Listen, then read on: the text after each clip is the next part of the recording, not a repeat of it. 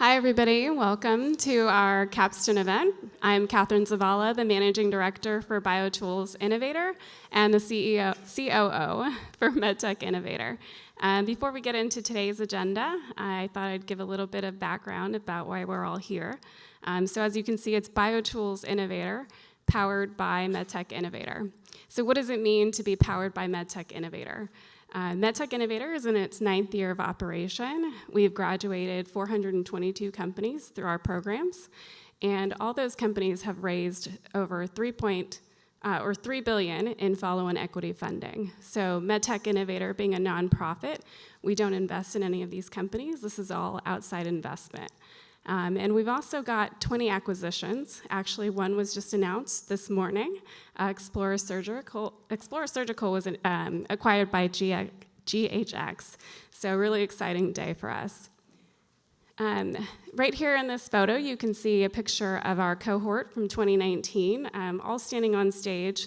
This is in our MedTech program, and you can see all the different technologies that a lot of their peers have brought to the market. And so what we're really all about here is accelerating, or we're purpose-built to accelerate innovation. So we want to help these companies and these innovators with brilliant, promising ideas and technologies get to the market. And the way that we do this is by offering resources, so not just funding. Today you'll see that we're going to award $200,000 in non-dilutive funding, but also a customized webinar curriculum where we feature some of the biggest or the most knowledgeable experts in our field, and then also visibility. So that's part of why we're doing this today, to showcase the top 10 companies that made it into our cohort. Here at the bottom, right there, you can see a picture of our Zoom meeting, and so a lot of our program this year was done virtually, and that's not unusual. We usually have a virtual program, but we also like to capstone that with an in-person event such as this. And then lastly is mentorship.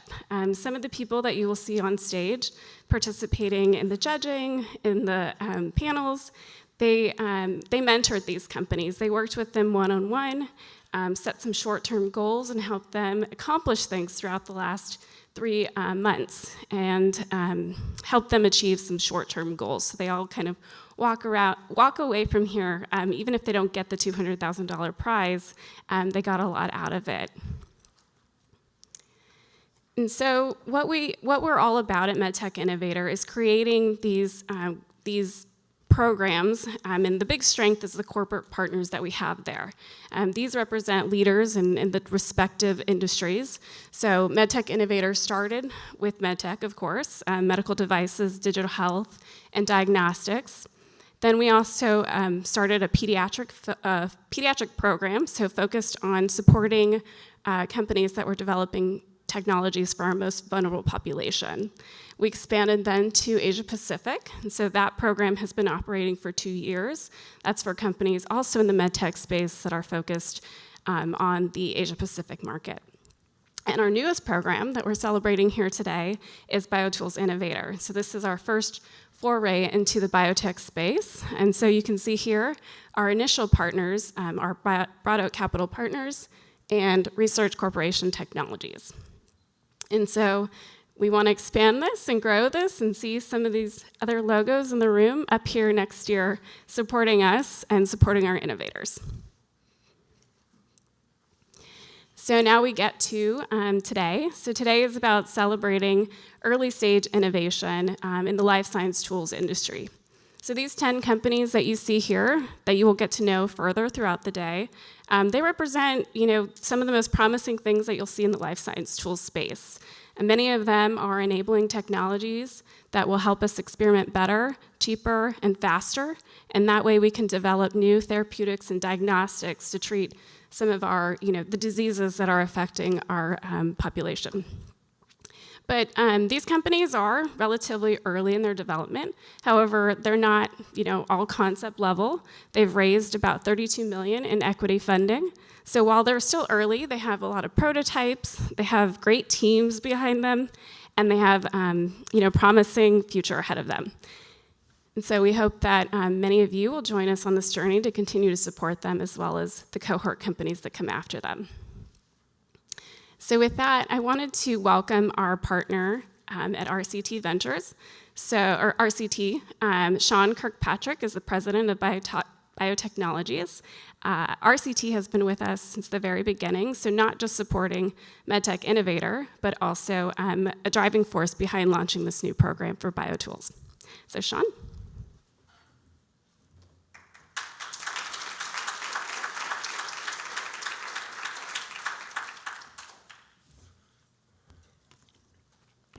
Thanks, Catherine. I'll try to keep this very, very short and sweet.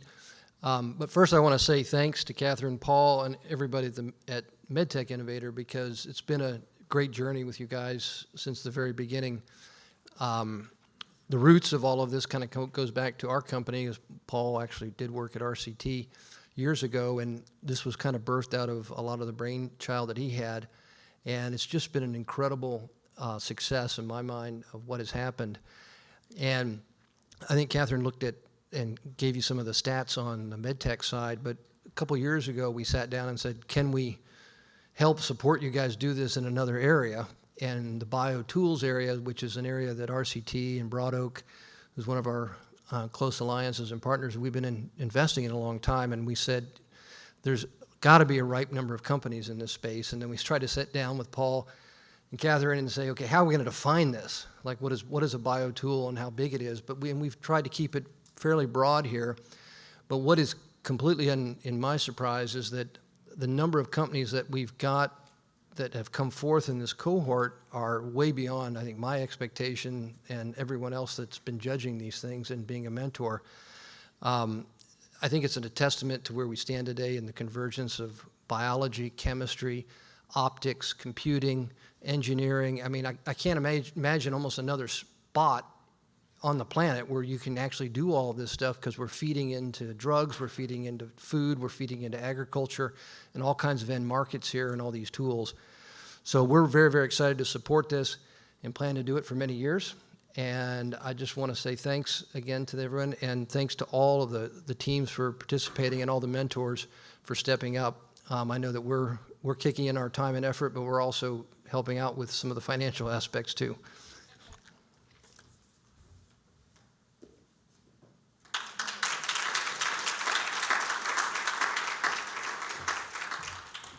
That was great. Oh, thank you, Sean, for that. And regarding that financial aspect, we, of course, are looking for new partners through this as well, and we hope that it'll help grow the prize pot so we can start to offer bigger, non-dilutive prizes for our companies in the competition.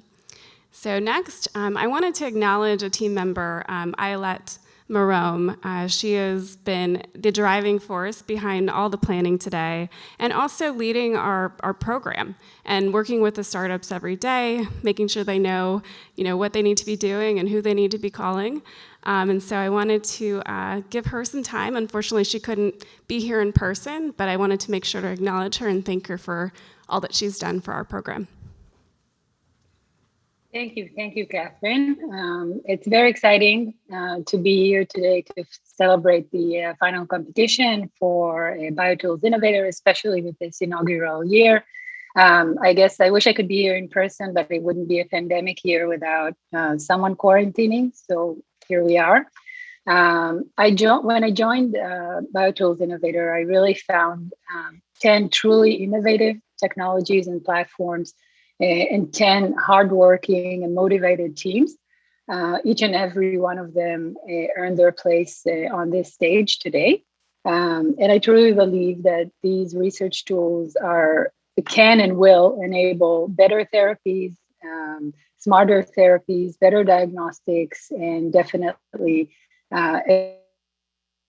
eventually better outcomes for patients, which is what this is all about. So, and what we support here. And so with that, I want to have you continue the program and thank everyone for their participation. Thank our sponsors for the event at Thermo Fisher Scientific, and introduce the next speakers. Amy Butler, the President of Biosciences Division at Thermo Fisher Scientific, and Don Kakuda, the Director of Business Development at Thermo Fisher Scientific, to talk about innovation at Thermo Fisher. Thank you. All right, can everyone hear me? I imagine it feels like it's booming. My colleagues and I here today are just going to talk for a few minutes about Thermo Fisher.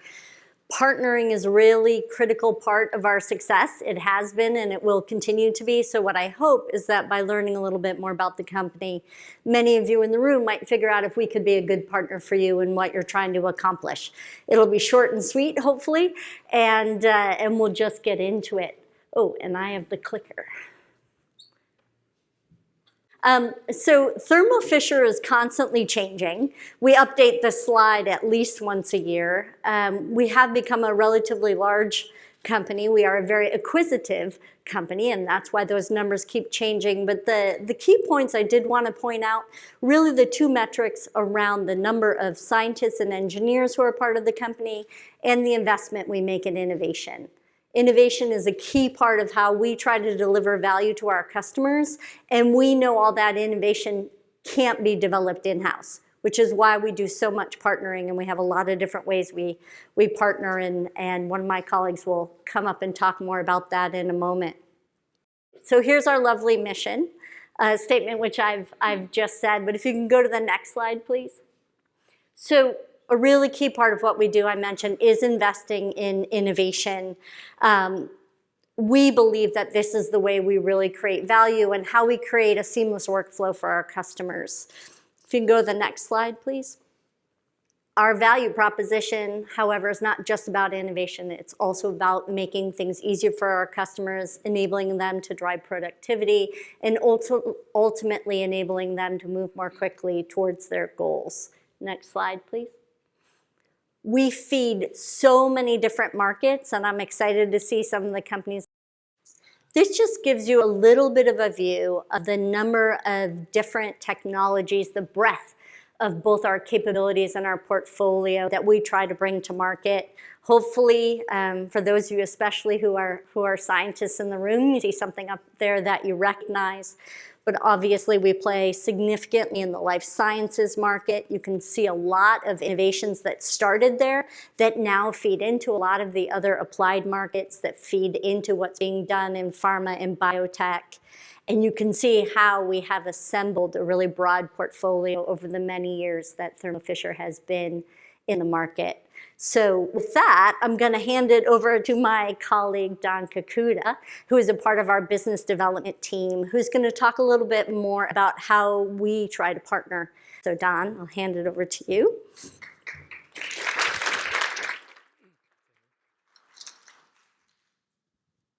All right, thank you very much, Amy, for that. You might have seen on the introductory slide, it said Laladier on that. I'm not Laladier, I'm Don Kakuda in business development. One of the reasons why Lala couldn't come here is, as I can't tell this audience more, that doing deals is critical, right? It's very important. So he was running late because he was in the middle of a very important deal, transactions running late, as you are experiencing. So it happens to all of us. So I want to say, if you go to the next slide, please. So hey, I'm thrilled to be here today. And our company is really excited to have been invited to come and participate in this event.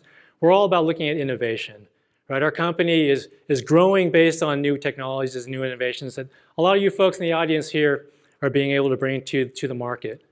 You know, we realize that we have a really strong R&D internal development program, but we want to bring the best products to our customers, as Amy was pointing out.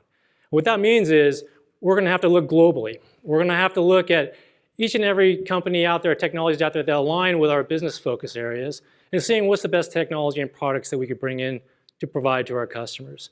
So that's one of the reasons why we're really excited to be here, because this is where the innovation starts. This is where it all begins. And then we're willing to come in and partner with you, because collectively, it's really that type of collaborative spirit that we can help and bring your products to market in partnership. So some of the things that Thermo Fisher can do for you is, obviously we have large technical strength and so forth, but we have the boots on the ground, the market experience, the sales teams. So if you're a small company, there's very different ways we can collaborate, but in some ways, it's that brand recognition, that global presence. So if you're trying to grow and expand quickly, that is something where we can come in and help. So not only physically with the sales teams globally, but also we have a very strong web presence and a brand recognition. The other thing that also in our business development practice is that this isn't the first rodeo for us, right? This is what we do in our day jobs, at least the team I work with, Lalit. This is what we do constantly to bring in new technologies. So when we come and deal with us, our plan is to efficiently, effectively get deals done, which that means is we can get your products out on the market into the customer's hands as quickly as possible. And I think that really benefits all parties who are interested. Now, the types of relationships or partnerships we look at, we're pretty flexible. It really depends. We listen a lot to what our partners' needs are.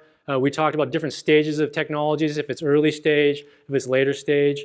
It can be something where we do a co-development if the technology is still early and maybe we have some technology strengths and we can work together. It could be a finished product. It could be something like where we OEM in a private label and we can get your products onto the shelves all around the world and to your customers and our customers. We also do licensing in. So if you have a strong technology or IP portfolio and it's something that we have the manufacturing capabilities. So we can go in and we can have collectively with a license, we can then have that the expansion and the scale up of the product and be able to service a wide and very global market.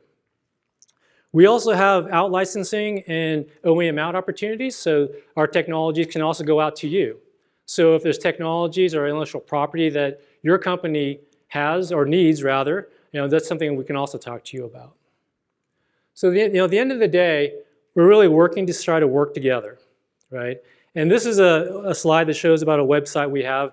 You can always talk to one of us today after the meeting, but also this website talks a little bit about some of our focus areas, some of our capabilities, and some of the ways we like to interact with each other. So again, I guess just want to end on saying that we like to be very flexible, very cooperative, and we're out here to really our aim is to be your partner of choice. So thank you again for the invitation to come today.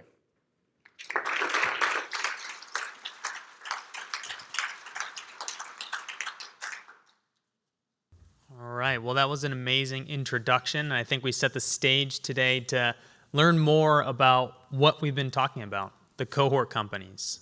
So now I'd like to introduce Matt Baker from Thermo Fisher to come up on stage and our showcase panel number 1, which will feature 5 of our cohort companies. So come on down. While the cohort companies are coming down, we will start their intro video to give you a really quick taste of what the companies are doing, so we don't have to just talk about it, but you get to see what these companies have been working on over the years. It is terrifying to receive a cancer diagnosis, and sadly, the statistics are not on our side. Just like people, each cancer is unique, and the wrong therapy can drive your cancer to return, often as an incurable tumor. But picking the right therapy is a shot in the dark. How do we find the rare cells that cause therapies to fail? At Celldom, we built a platform that can measure how millions of single cells behave in a panel of drugs. We quickly pinpoint which therapy works best at suppressing the outliers that lead to cancer recurrence. We are making this platform broadly available to academic labs and biotech companies, so that together we can discover better treatments and administer the right therapies to each patient. For more information, visit us at celldom.com. For today's MedTech disruptors, the most consequential biotool of all is data. Yet to the scientists operating the 300 million assets not connected to anything, decision makers blocked by siloed asset data, and the lab managers expected to make sense of it all, comprehensive laboratory data remains vital and elusive. Enter Elemental Machines. Our team of biotech veterans and software pioneers has developed the world's leading universal data platform built for lab ops. Our seamless ecosystem connects every metric from every asset, from any manufacturer or era, accessible at any time from anywhere. Our plug-and-play sensors begin transmitting data in just 60 seconds, while redundant power sources and data connections promote uninterrupted uptime. The result is a lab full of actionable information on a single dashboard, contextual insights and automatic reports that save precious time and resources, and lab managers empowered with the foresight they need to prevent tragedy and the insights they need to shape strategy. The analysis of proteins has changed little since the 1980s, when protein mass spectrometry was adopted by the scientific community. 4 decades later, we are still reliant on this outdated technique. While today's machines may look newer, their underlying principles and limitations remain the same. Much as next-generation sequencing has transformed genome and transcriptome research, and much like how single-cell and spatial technologies promise to usher in a new era of biological understanding, scientists and researchers are ready for a revolution in proteomics. Glyphic Biotechnologies has an experienced founding team that is developing a first-of-its-kind, next-generation protein sequencer to move beyond the decades-old technologies of affinity assays and mass spectrometry. Together, we can revolutionize the underlying engine of biomedical discovery, one amino acid at a time.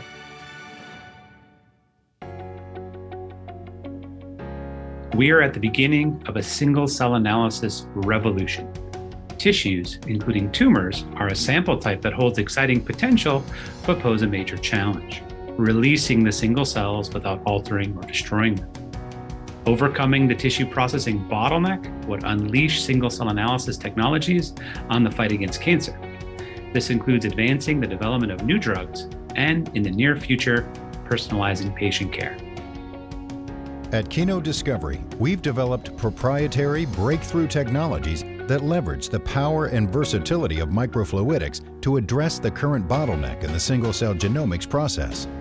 Tissue goes into the process and single cells come out, ready for characterization and analysis. It's clear that single-cell analyses are already making a huge impact on our understanding of tumor biology and responses to tumors.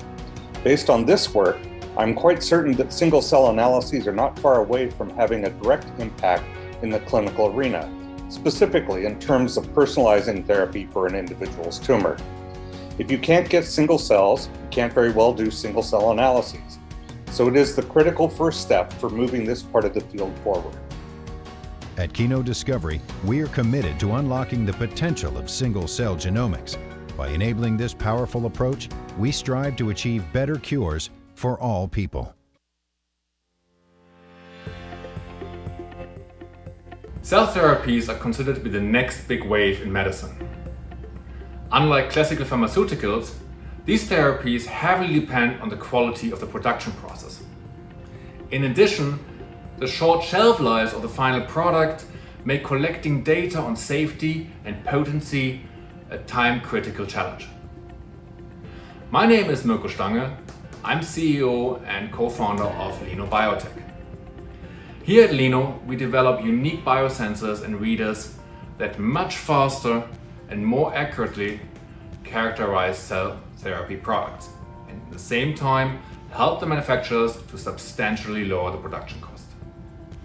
Our broadly patented technology is based on a fundamentally new way of measuring molecular interactions, and we named it molography. With molography, it is for the very first time possible to obtain quantitative results for a variety of analytes directly from crude bioreactor solutions, and at the same time measure the potency of the produced cell therapy.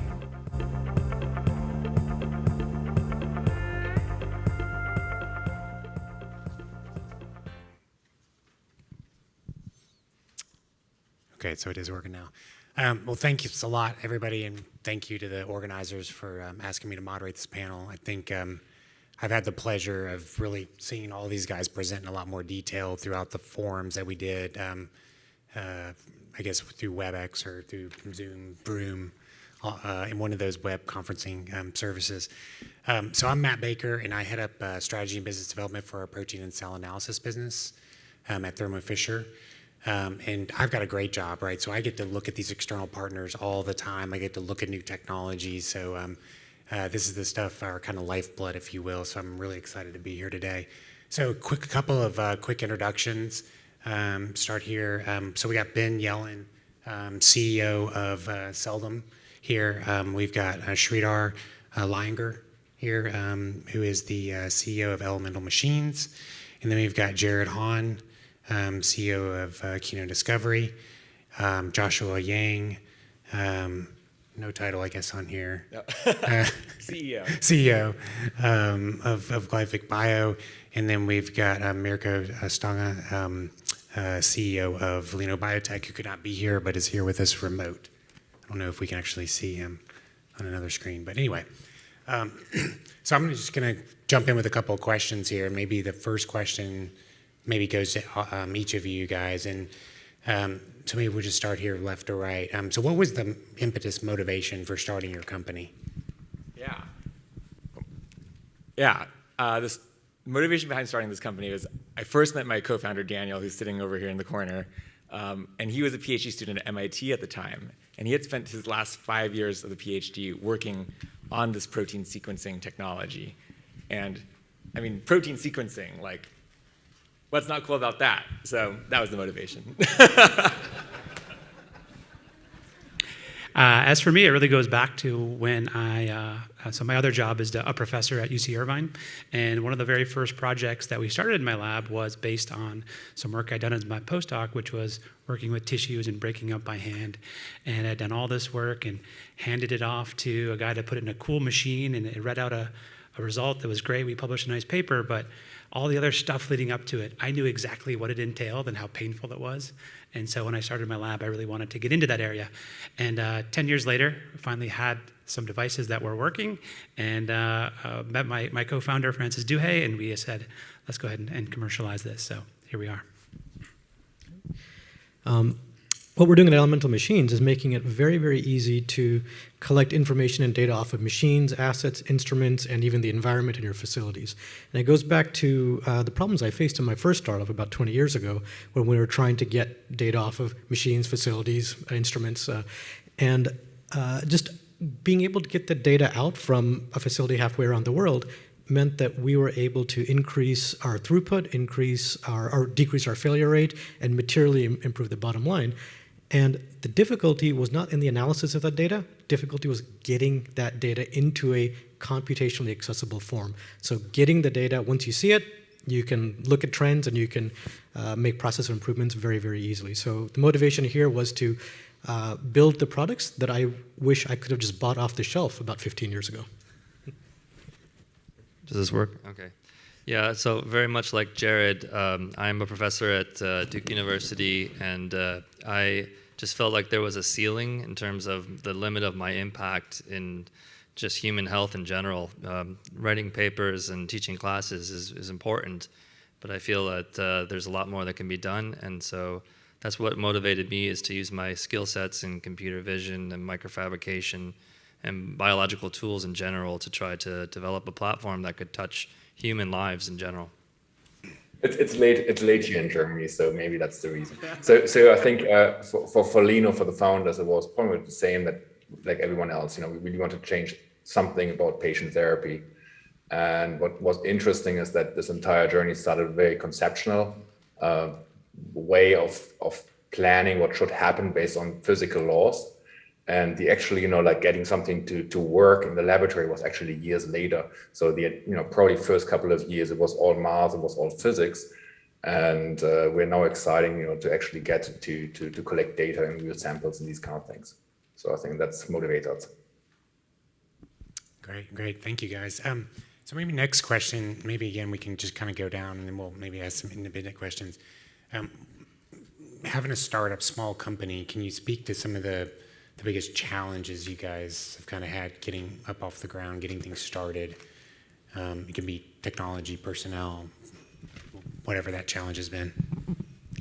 Yeah. We're a spin out of MIT, and I don't know if you've been to the Cambridge, Boston area, Kendall Square. There's like absolutely no lab space available. We were talking to people in March for lab space, and they were saying the earliest we could get lab space was in November. And who has more than half a year to wait to start a company? And so that's why we ended up moving to the West Coast, where there's slightly more lab space. And so, so that was the biggest challenge we faced at the very beginning. As for me, I think it was mainly just the getting over the activation energy of taking something that I know works in the lab and taking it into the commercial realm, which I really didn't have any experience. No one teaches you that part of things when you're coming up through grad school. So fortunately, I was able to find a good partner who had excellent experience on the business side, and working together, we've been able to take this forward. We started the company in 2019 in the fall, and then a few months later, the pandemic hit, so that was a bit of a challenge.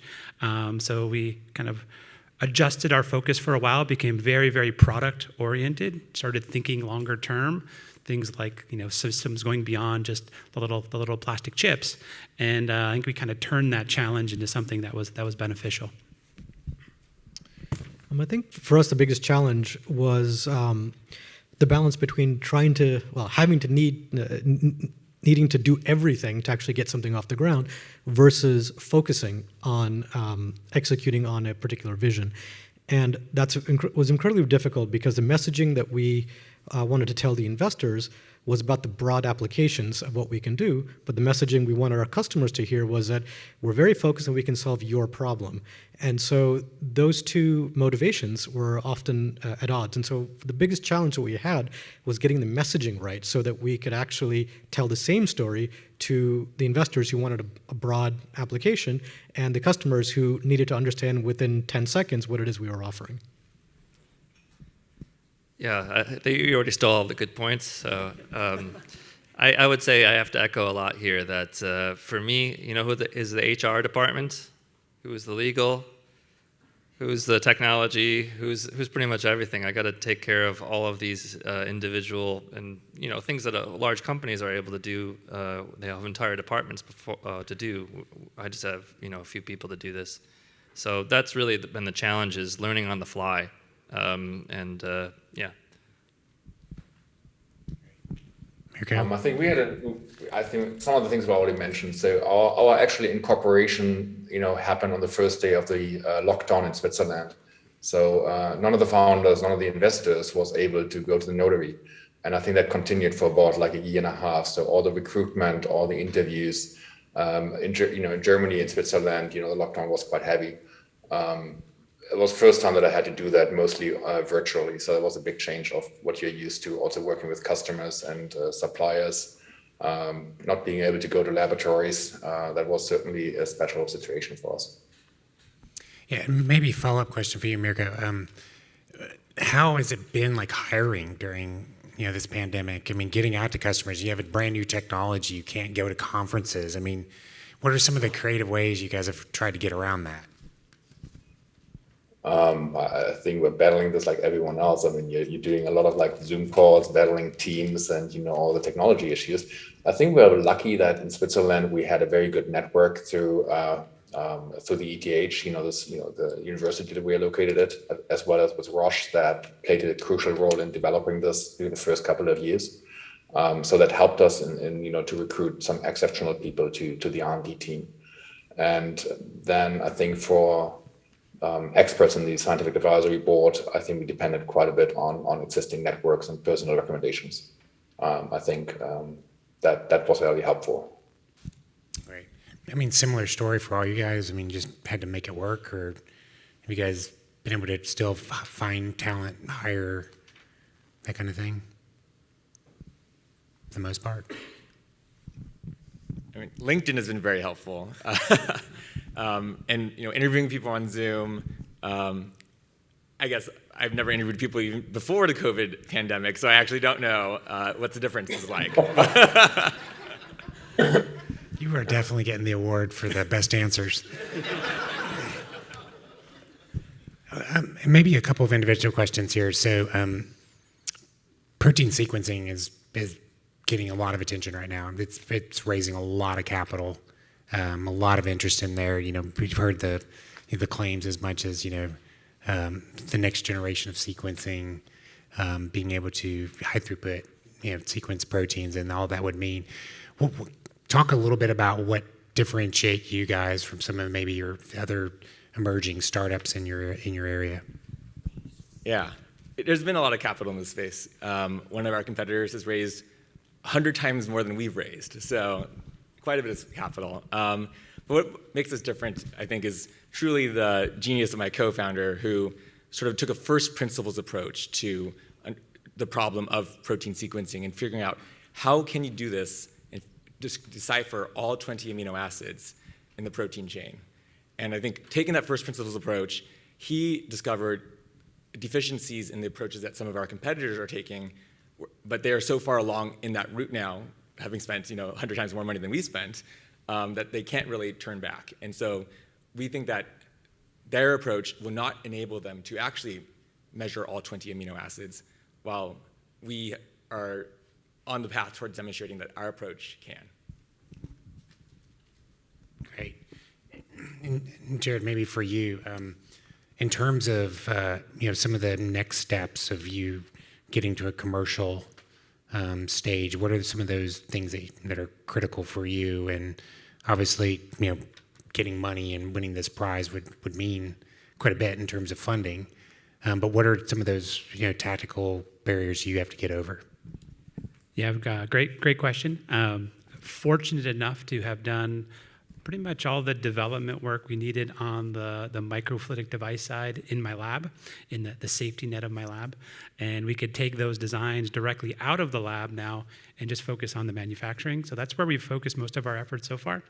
And it's been, we've been able to run very lean in doing that. And so what we need to do next, though, is we need to start going out of our comfort zone and getting into areas like building a full system to run that device. We need to start reaching out and going beyond just my network of labs that I know, of companies that I know and have been working with for a little while, and start to really build a customer base. And so bringing in a sales team to do that.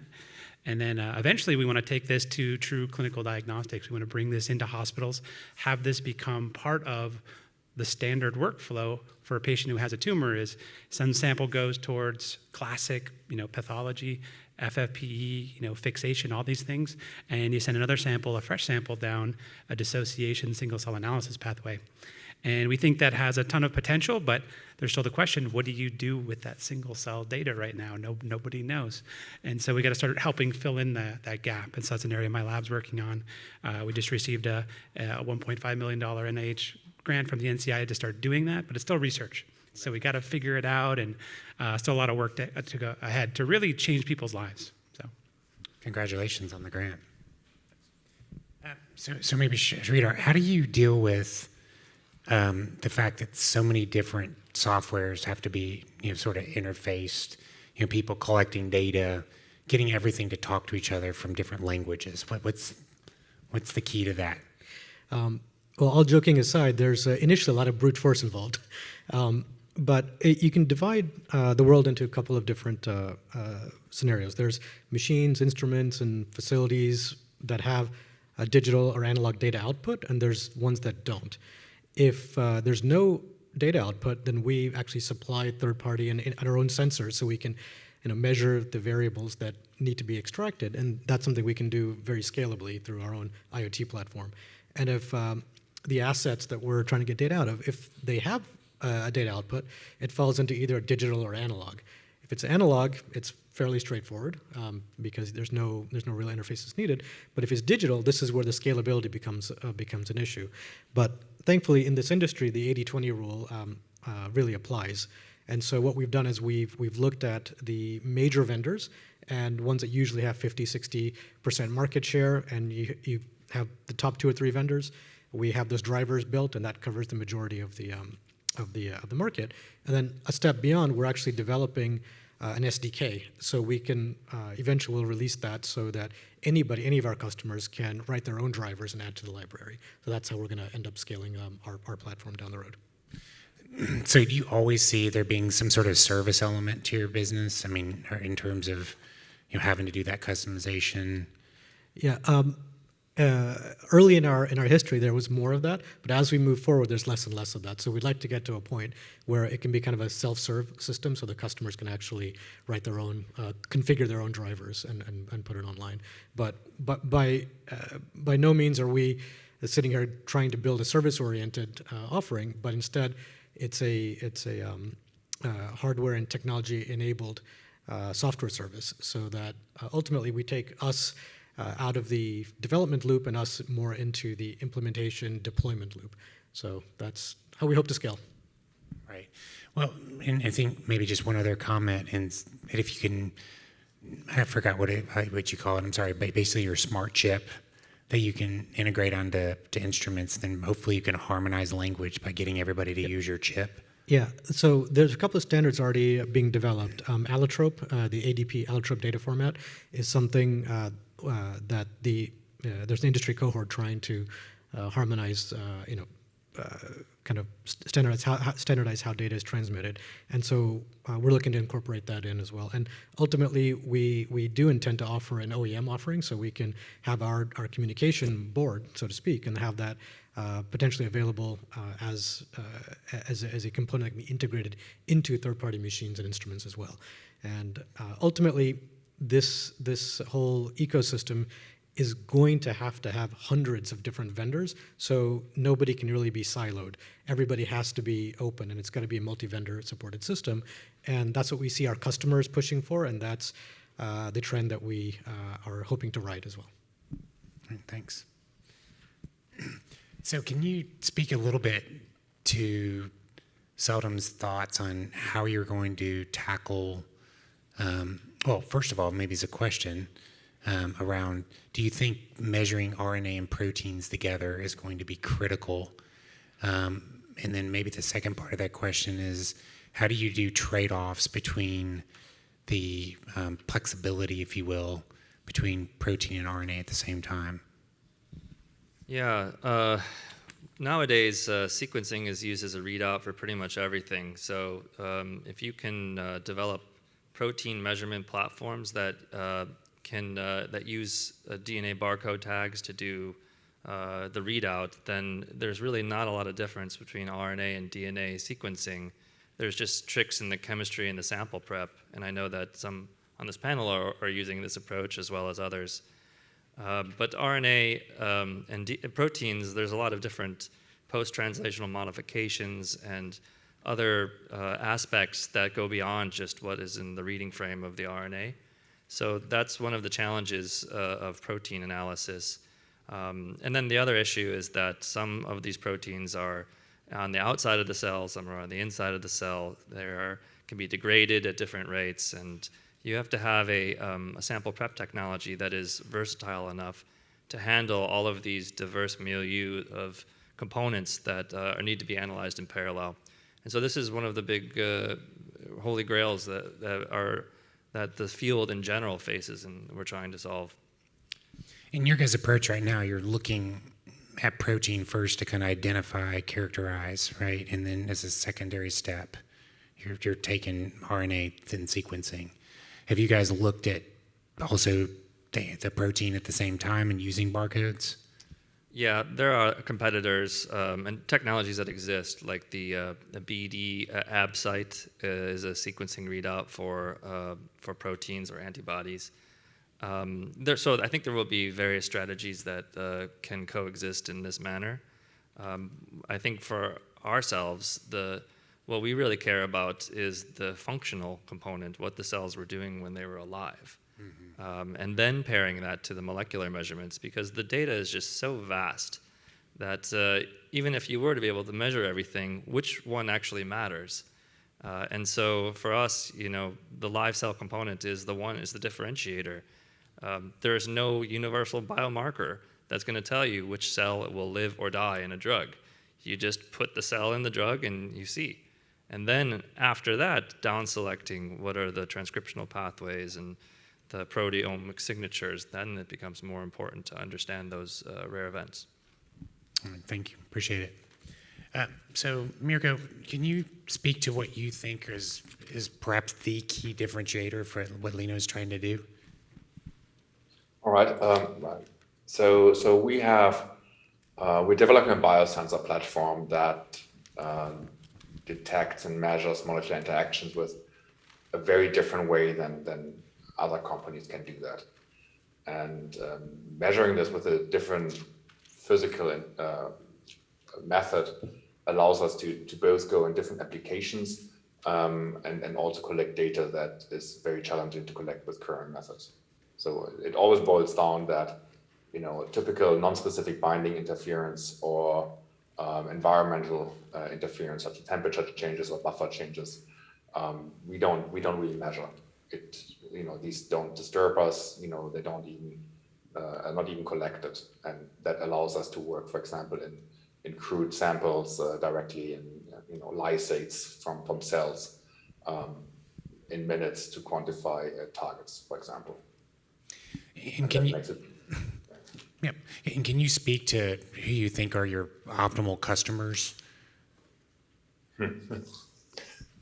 Being a startup, I think it's people that help us to develop new applications, that think about how they can use our methods, and maybe also develop new application that we haven't thought about this. And with regards to our key markets, I believe these are customers that also share knowledge. I think if you, particularly in the cell and gene therapy market or in the bioprocessing, we always depend on customers who share the pain points and the problems. And of course, no one really wants to talk about this. So we are always looking for people that are interested in having an open dialogue how our biosensors could be used in their production and manufacturing. Okay, we'll definitely talk more because that's two focus areas of ours. Those are near and dear to Amy as well. So great.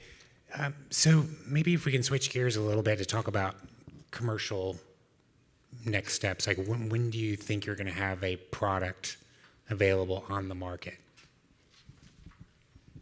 Yeah, our business model is planned to be two-part. I think the actual sequencing instrument itself, we plan to have available by 2024. So coming soon to a core laboratory near you. But I think we'll plan to offer services before then, where we will have the technology fully working within our laboratory, but an instrument is not ready yet to be sold. And then that will be much sooner than 2024. So we have our first products that are really been finalized and they're ready to move out. It's just a matter of working with customers right now to kind of train them up and make sure that it works in their hands. And if it does, we're going to be rolling that out for our first device, our digester. And it'll be in a not fully automated format. It'll have a pump. It'll have some settings. People will have to kind of put their tissue in and get it set up themselves. And that will hopefully build our base over about a year that it'll take us to build out the kind of an automated system that can work with those chips. And so we hope to have that ready by the end of 2022 to go into hopefully individual labs and or core labs. So we'll hopefully get the price down enough that people can have their own. But everybody wants their own. Yeah. So, Treater? So I think we're probably one of the more mature companies in this cohort because we've been on the market for a little over 4 years actually. So we're in the revenue generation stage, but in mere fact. You okay? All right. So, yeah. So. By the mere fact that we're not a biology-based company, we're a hardware and software tech-based company. Every 3 to 6 months, we're out there releasing new products and new updates on expanding our platform. Yes, so we are building instruments and consumables and then reagents. So this is all this has to work seamlessly, which is why we're not on the market right now. But we are manufacturing these instruments in Singapore, and our first alpha prototypes will be available at the end of this year. But mostly we've been doing services for pharma right now because it's a lot of work, but they are the ultimate customer and the one that will tell us if we're on the right path or not and how to change and make our beta instruments better. But there's a lot of manufacturing to this, and that takes time. So we expect to be on the market with phenotyping products at the end of 2022 in commercial setting. And then genotyping and phenotyping products will be launched in 2023. And then the clinical business will start in 2024 where we can do precision medicine. Wow, some really good aggressive timelines. So Mirko? We should be on the market next year. So we're in the end stage of getting our first industrial reader production batch ready. So that will happen sometimes in the first half of next year, that we can ship things out. We're currently also generating revenues through contract research with pharma customers and manufacturers of cell therapies to kind of learn a little bit about the pain points. So if they are willing to pay us, we believe that that's an indication that we can actually help them to solve a problem. So we like that, at least for the beginning, first couple of years of the company. Okay. So we've only got a few minutes left here, so maybe trying to wrap this up a little bit. So maybe go back to Mirko. So if there was one thing you wanted this audience to know, because I think there's a great turnout here, maybe 75 people. What do you want them to know about your company?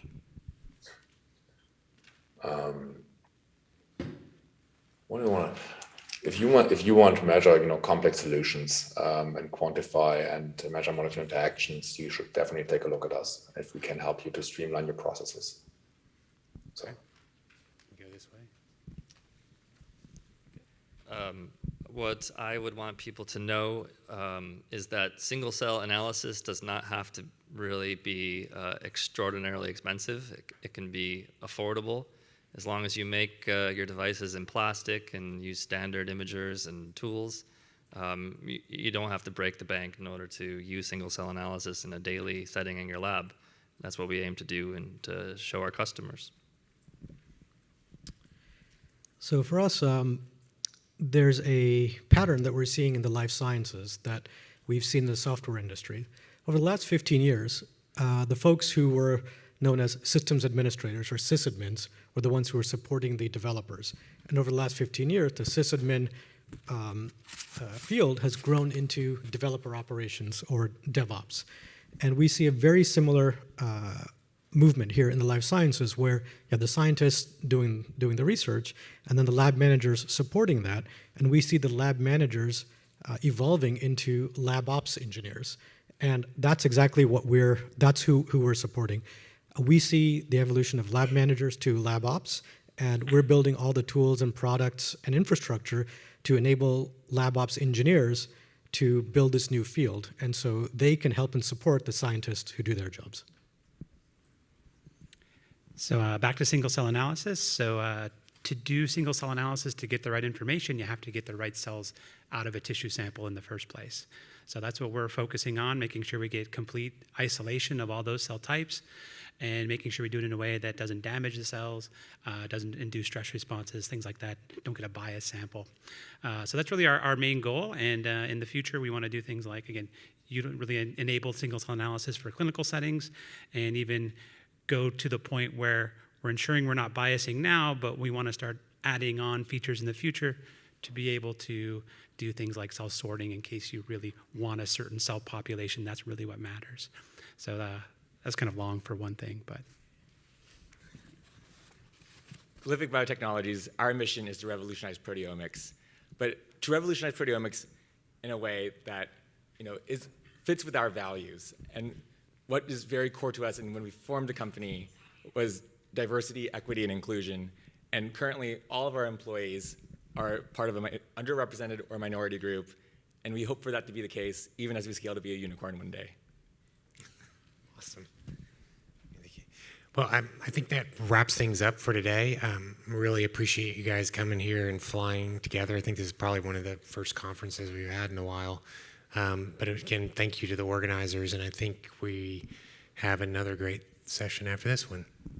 So thanks, guys.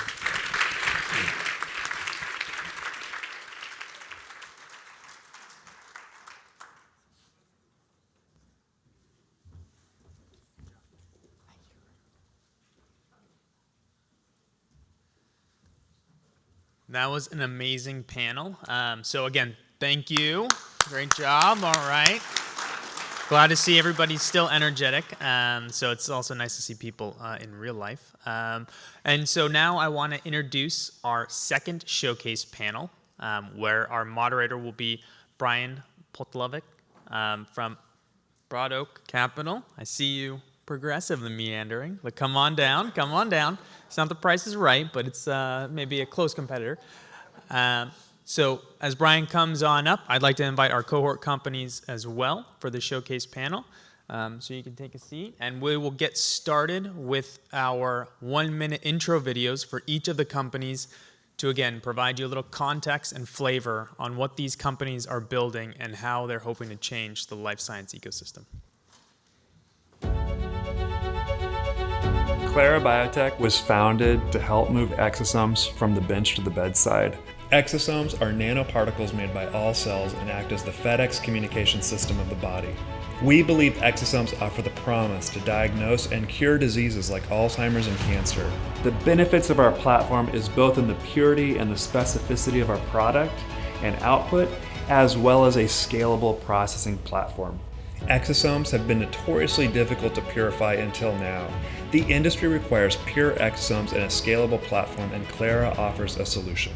That allows us to have the exosomes ready for downstream applications, which is very appealing to researchers, therapeutic companies, and diagnostic companies. Our company is going to be developing manufacturing and quality support for diagnostic applications, therapeutic manufacturing, and regenerative medicine. It's going to enable the next generation of technologies. Chromatin is modified to form a molecular code that controls gene expression and is linked to many diseases. Deciphering this code will uncover next-generation drugs and diagnostic targets. However, current tools for dissecting epigenetic mechanisms are inadequate. EpiCypher is delivering innovative solutions to these problems. Our Katana cut-and-run and cut-and-tag platform provides a major breakthrough in ultra-sensitive chromatin mapping. With Katana, users can generate reliable, high-quality mapping data at a fraction of the time and cost of current approaches. Our automated workflows also enable scaled epigenomic studies, seamlessly integrating into drug development pipelines. EpiCypher is unlocking the chromatin code to usher in a new field of personalized medicine and improve human health. Rct Therapeutics developed a novel cell isolation platform that allows scientists to not only observe cell interactions, but also isolate the meaningful clones with the desired features. Our technology uses scalable, inexpensive, but highly precise liquid crystal display slides to catalyze a reversible chemical reaction that allows capturing and protecting individual cells or any cell combinations of interest, which meet the user-defined criteria. With the enriched device and consumable, people can use generic cell culture containers without changing the carbon protocol. First, we generate the connected data, then facilitate the precise capture of meaningful clones. With our setup, you can recreate microenvironments and generate microwells to engage hundreds of thousands cell interactions simultaneously, then acquire tons of data for analysis. At the end, you'll find the most meaningful clone for your further study. Please find more information on our website. Let's do it together to help global biomedical researchers to isolate meaningful clones. Protein is the lifeblood of the biotech industry. Whether you're making protein, using protein, or both, your work is heavily impacted by the way your protein is produced. Currently, these processes are long, expensive, and complicated. Machine Bio is one of numerous companies employing cell-free protein synthesis to eliminate the first half of this workflow, but thanks to our proprietary biomembrane, we are the only company eliminating the second half as well. By offering the only protein expression system that births protein into pure solution without need for subsequent purification, we will reduce the process of making pure, usable protein to a single step that can be completed in hours or even minutes.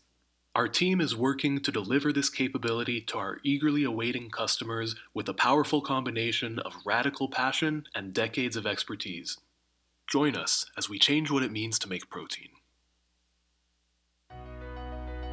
Hi, my name is Bernie Sotter. I'm director at Stellate DNA.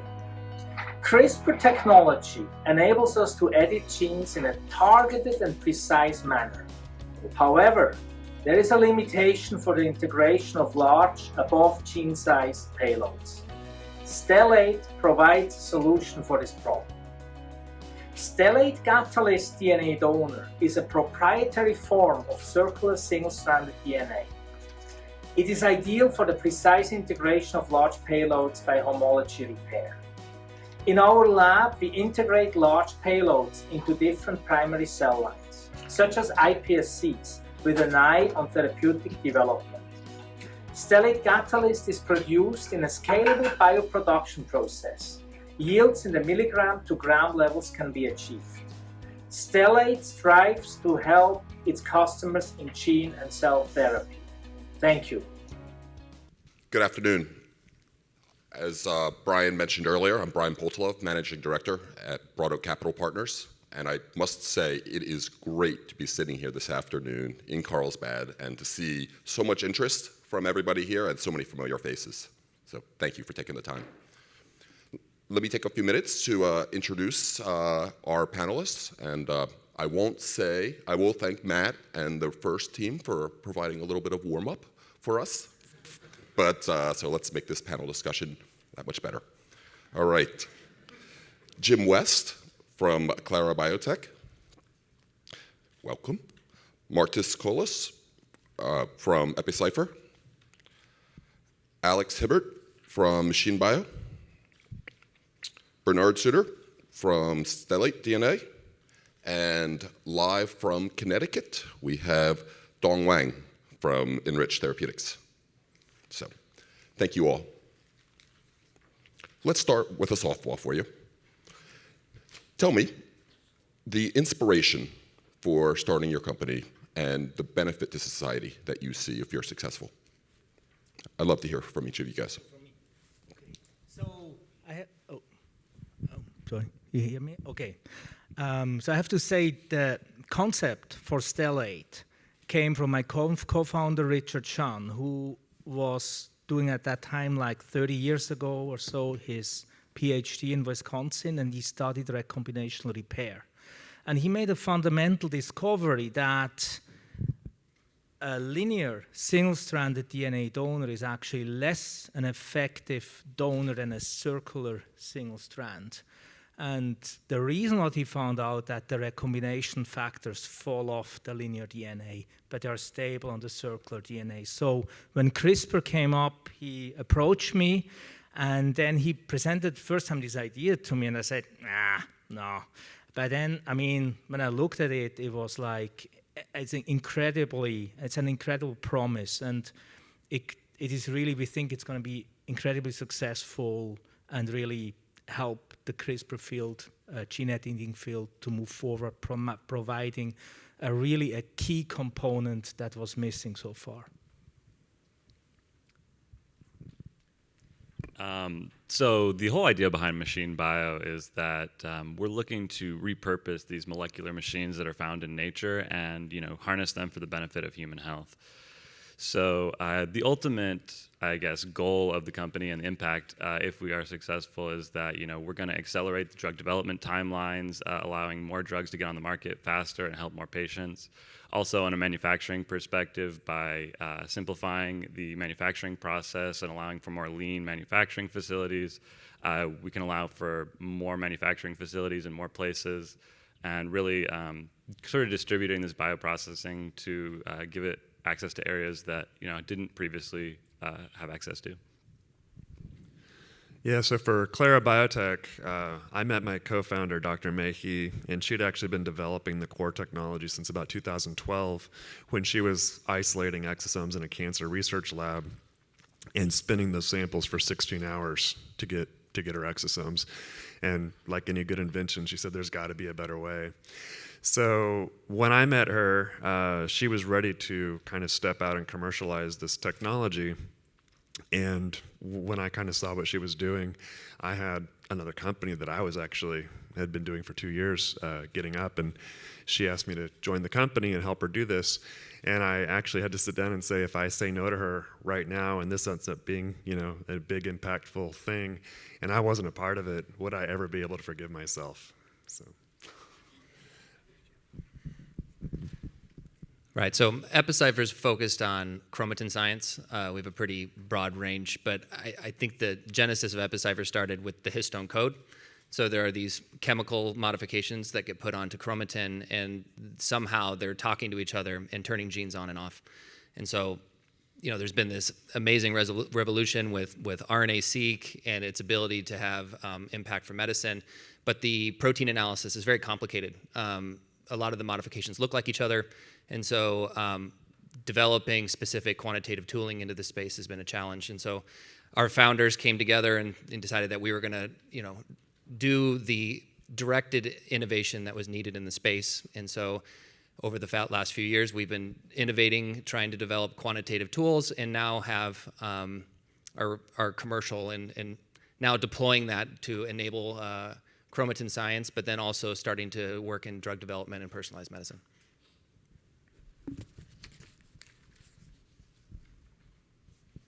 My turn now? Yep. Okay.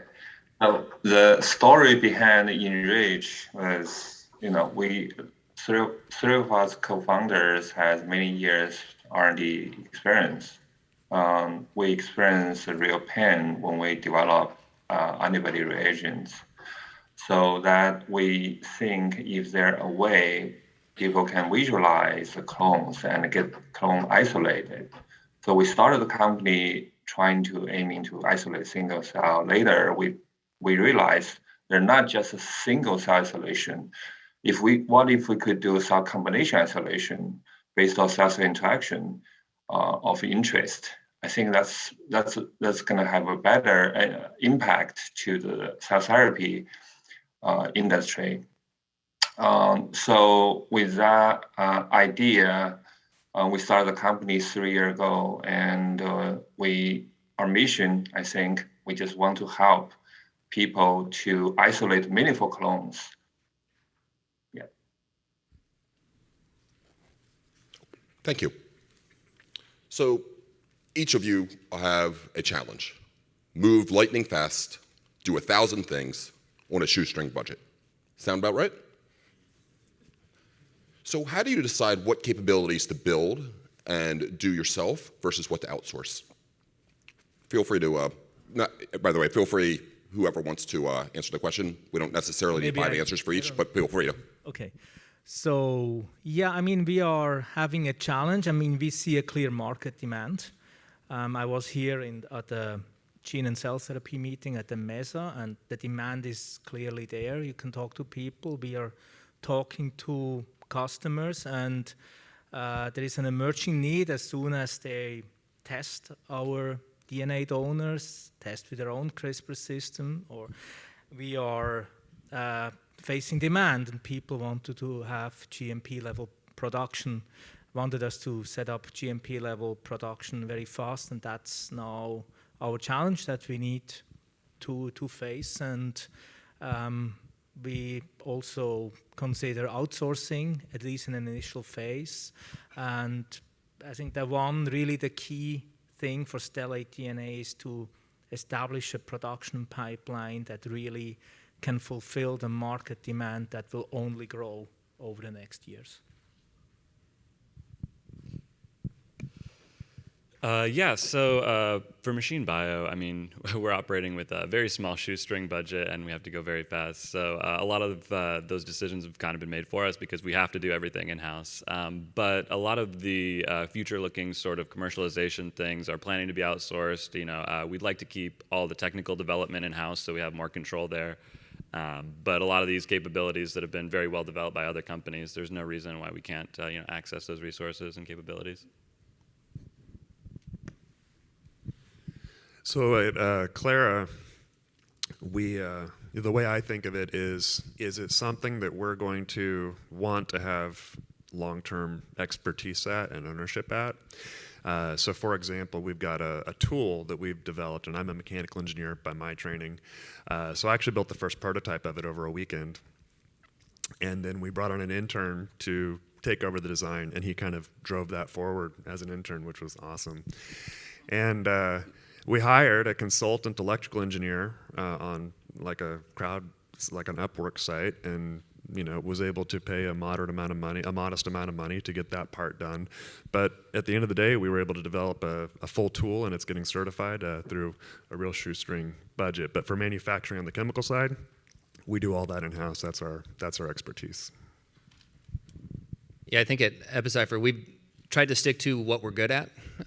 We have a strong core competency in biochemistry and genomic mapping. And so we do those things. We develop in that. The products that we manufacture in-house are focused around that skill set. But then there's things, we've actually partnered with Thermo to help us with antibodies, because that's a huge component. You know, a lot of our tools use antibodies, but you know, we don't have bunny farms, and nor do we ever want to really get involved in that. And so, you know, the other groups that they're expert in that, we have tools, we work with them to create great reagents. Same thing with beads. So I think we take a split approach where we manufacture the stuff that's near and dear to us, that we want to keep, that we see long-term value in. And then all of the other, I mean, there's so many great technologies, right, with these great companies. And we partner an OEM to help bridge together to, you know, so that we can move quickly to bring our kits to market. Yeah, I agree with everything you guys said. And as a startup company with limited resources, we do need to, you know, work smartly. So that just example, so we have been working with Agilent Technologies to develop our consumables, which is fantastic. They're doing so quickly and definitely exceed our expectation. Currently, we tend to keep all the manufacturing of a device in-house, but I think there are at least 50% of, you know, parts. So we outsource with our third parties. Yeah. Thank you. So right now, your focus is on technology development, but someday, hopefully soon, you're going to be looking at new challenges around manufacturing and commercialization. If we look at pipette tips or computer chips, we know that this takes long-term planning. Supply chains don't happen overnight. How are you thinking now about the future challenges, and what planning are you doing for manufacturing and supply for your product to the hopefully future thousands of customers who are going to be banging down your door? Yeah, that's kind of, I mean, I'm also thinking of a distribution network, thinking of partnering maybe. So this is of course kind of a challenge we have to, it's a kind of a new space for me. So it's also for me a lot to learn. So that is going to be, it will probably take some partnering, yeah, I would say. That is at a certain level, especially distribution. Manufacturing, we try to do as much as we can by ourselves. Maybe we also, if the scale gets too big or so, we may need to find other solutions, but I think we're pretty optimistic. I mean, it's kind of also an idea is that we do as much as we can by ourselves. Yeah. Thank you. So we are particularly early stage, so a lot of our focus has been on the technical side of things. But even so, you know, we've been working on developing relationships with manufacturers and suppliers, and really sort of building out our advisory board with people who are experienced on the business side and commercialization side to sort of leverage that expertise for when we do need it. So this is actually my world right now. And, you know, we've been preparing for it, but we have some really great consultants that are experts in specific aspects of manufacturing and scale up. And so we're working with them right now through this process. And it's harder than I thought it would be, and I thought it would be hard, but it's challenging. And then on the supply side, we're actually in the process of diversifying our vendors right now and trying to get some of those long-term contracts set up, but we've got some specific ingredients we've been using from like only one vendor, and that's made me nervous since the beginning. So we're in the process of expanding those as well. Yeah, I think it's challenging being a startup in a global market, right? Because you really need to be thinking globally all the time, because you know, we're in the U.S., you're talking to U.S. customers, but so I think that's the biggest challenge, and that's where we access the U.S., you know, reasonably well, but it's the global reach. So I think partnering on that side is so key, because we just, you know, marketing into Asia, these are just huge challenges. So I think there's partners out there, and that's what we would love to talk to partners that can help us expand our global impact. Dong, anything to add? I can't hear you.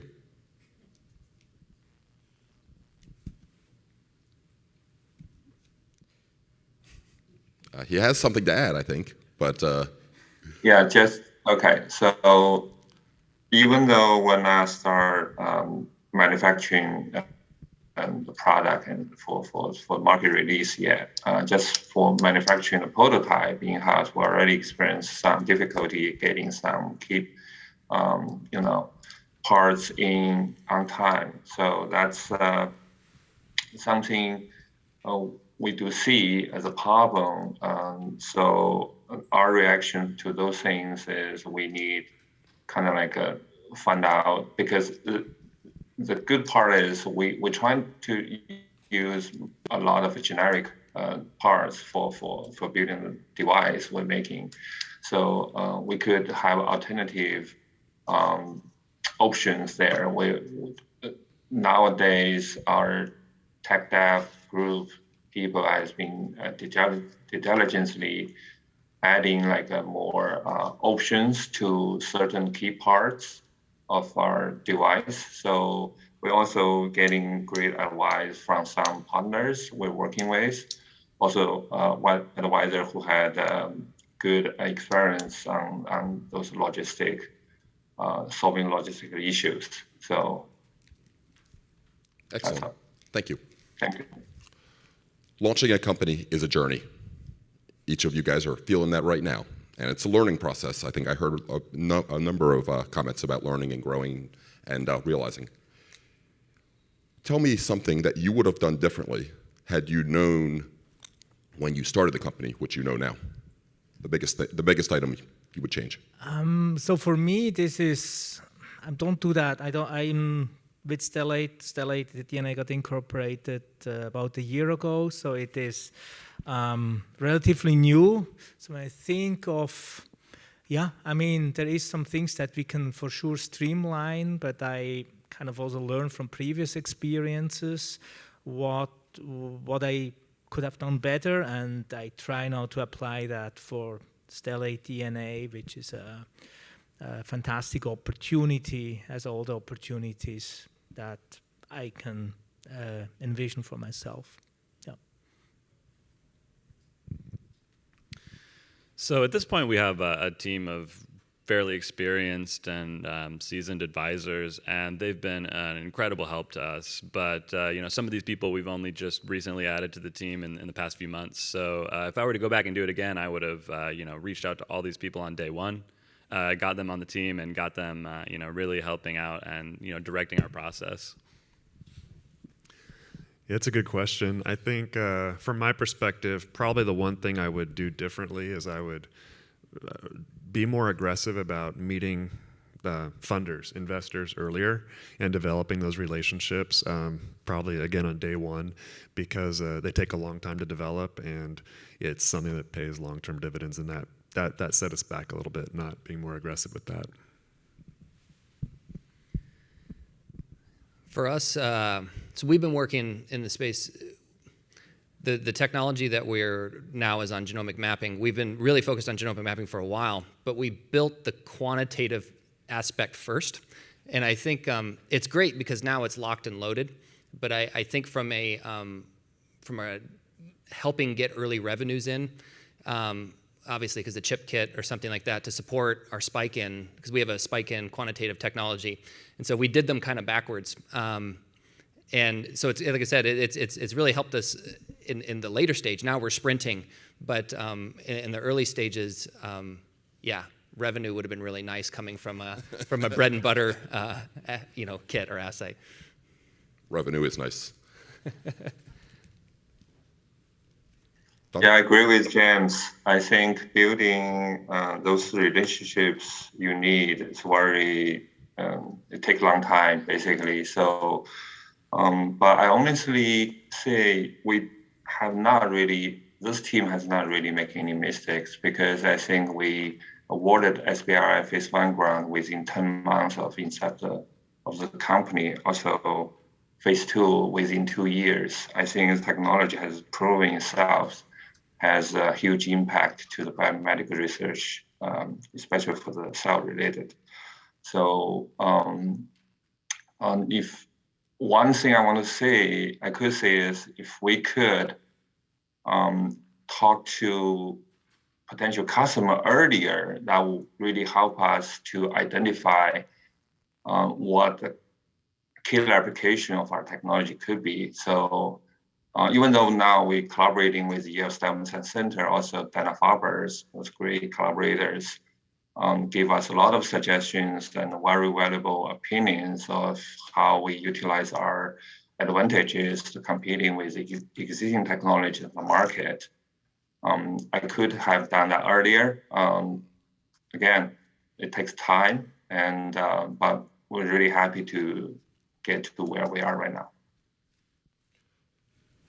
Thank you. Talk to investors, talk to customers, talk to advisors. Let's hit that last one a little bit more. Tell me where you go for mentorship to help you to learn and grow as you're through this journey. I think it's key. I mean, it's also the mentorship program at BioTools. It's really nice. I think you really always need people with experience that don't match your experience, because, I mean, especially I'm a scientist, and sometimes scientists tend to see things a bit narrowish in their way. So business advice is key because they have a very different perspective. And without this perspective, you cannot survive. So I think it's a very good thing. I mean, I think it's a very good thing what BioTools is doing, providing mentors. You can work with these mentors later on, so it's fantastic. So I think there's, I guess, two main types of mentors that we've been looking at, and that's those on the technical side and those on the business side. On the technical side, it's a little easier, especially since we're such a niche field. I mean, there's only a handful of people in the world that really study this, so just getting to them and having conversations with them, explaining our technology. They've been studying it for so long; they're very excited about it too. And then on the business side, just people who have been through this process before, have existing relationships with all these companies that we are hoping to network with, and just getting them on board and on our team, and getting up to bat for us is really, really key. So for me, I've been developing various mentors for myself over the last 10 years, and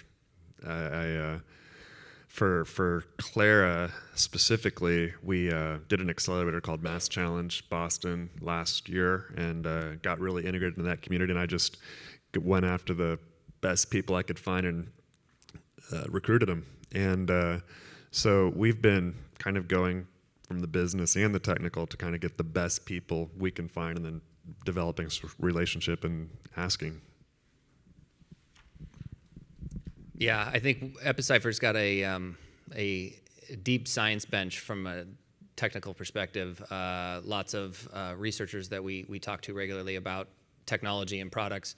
On the business side, we do have some connections that help us think through strategy, but the way I like to do it is having conversations with other groups and asking as many questions as we can about what is exciting about our technology, and letting people tell you what they like about what you're doing. So try not to talk as much in meetings and ask more questions is what I try to do. Great advice. Dang? Yeah, BioTools Innovator Accelerator is the second accelerator we have joined since inception of the company. And we're really grateful to have those opportunities to learn from people, get support from investors or whether advisors or other people I interact with. We couldn't go this far without them. I think every single time I talk to people about technology or business, I just feel like I learn a lot. So it's a very enjoyable journey to us. Excellent, thank you. Thank you for a lot of those answers. The last question I'm going to ask you is going to be a very open-ended question, okay? Everybody's here in the room, on the Zoom. They're here because they're interested in innovation, they're interested in growth, they're interested in technology, they're interested in making society better. Tell us something that you would like to share with the group. Could be about the company, but really broadly, help us to learn. I think what Stellate proves is that basic research is really key. So it's really like the most important thing to go unbiased, to really study things that kind of like niche, that don't seem to be kind of interesting. Maybe some people don't understand, it's exotic, but ultimately you just wait a little bit, a few years, a few decades, and it becomes super important. When the time is right, these kind of seemingly kind of not very important discoveries can turn out to be very, very important. And we never know what these discoveries will be. And I think that is what Stellate is really, the story of Stellate is proving. So Machine Bio's overall vision is to change the way that people make protein and disrupt the entire protein expression industry. And if we are successful, what that actually means in terms of outcomes is that, more drugs will get through development faster, and, more patients will have access to these life-saving treatments. So my vision is to educate the world about exosomes. So when I tell people about my company, that's not the first question. But there's so much exciting work to be done, and I think the platform we're developing is going to help bridge that market. Our goal is to really make exosomes accessible to everybody, and early on with customer development, we had to make a decision, are we building a diagnostics company? Are we building a therapeutics company? And so we started talking to a bunch of people, and it was over and over and over, exosome isolation is so horrible, like I hate it. It's, we want to get into that, but it's too complicated. And so we actually decided, maybe the best thing we can do with this technology is just share it with the world. And so we're trying to democratize access to exosomes, make it simple, accessible, and really, really move the market forward in a major way. And so hopefully in the next 3 to 5 years, everybody will know what an exosome is. I think I've really come to appreciate working with drug developers over the last few years, just how much work goes into creating drugs and getting them into clinical trials and watching them fail. I think when I used to see it from the distance, it was, these drugs failed because they're dangerous. And it's really not that they're dangerous. They're actually beautiful drugs, but we just can't find the right patients to give them to. So it ends up becoming finding the right drug for the right patient. And that coupled with kind of this omics revolution that we're in right now, over the last 5 years, and I think over the next 10, right, you look at reading papers, there's omics this and seek that, but they're all giving us different flavors and different looks at different parts of the genome that we weren't able to see before.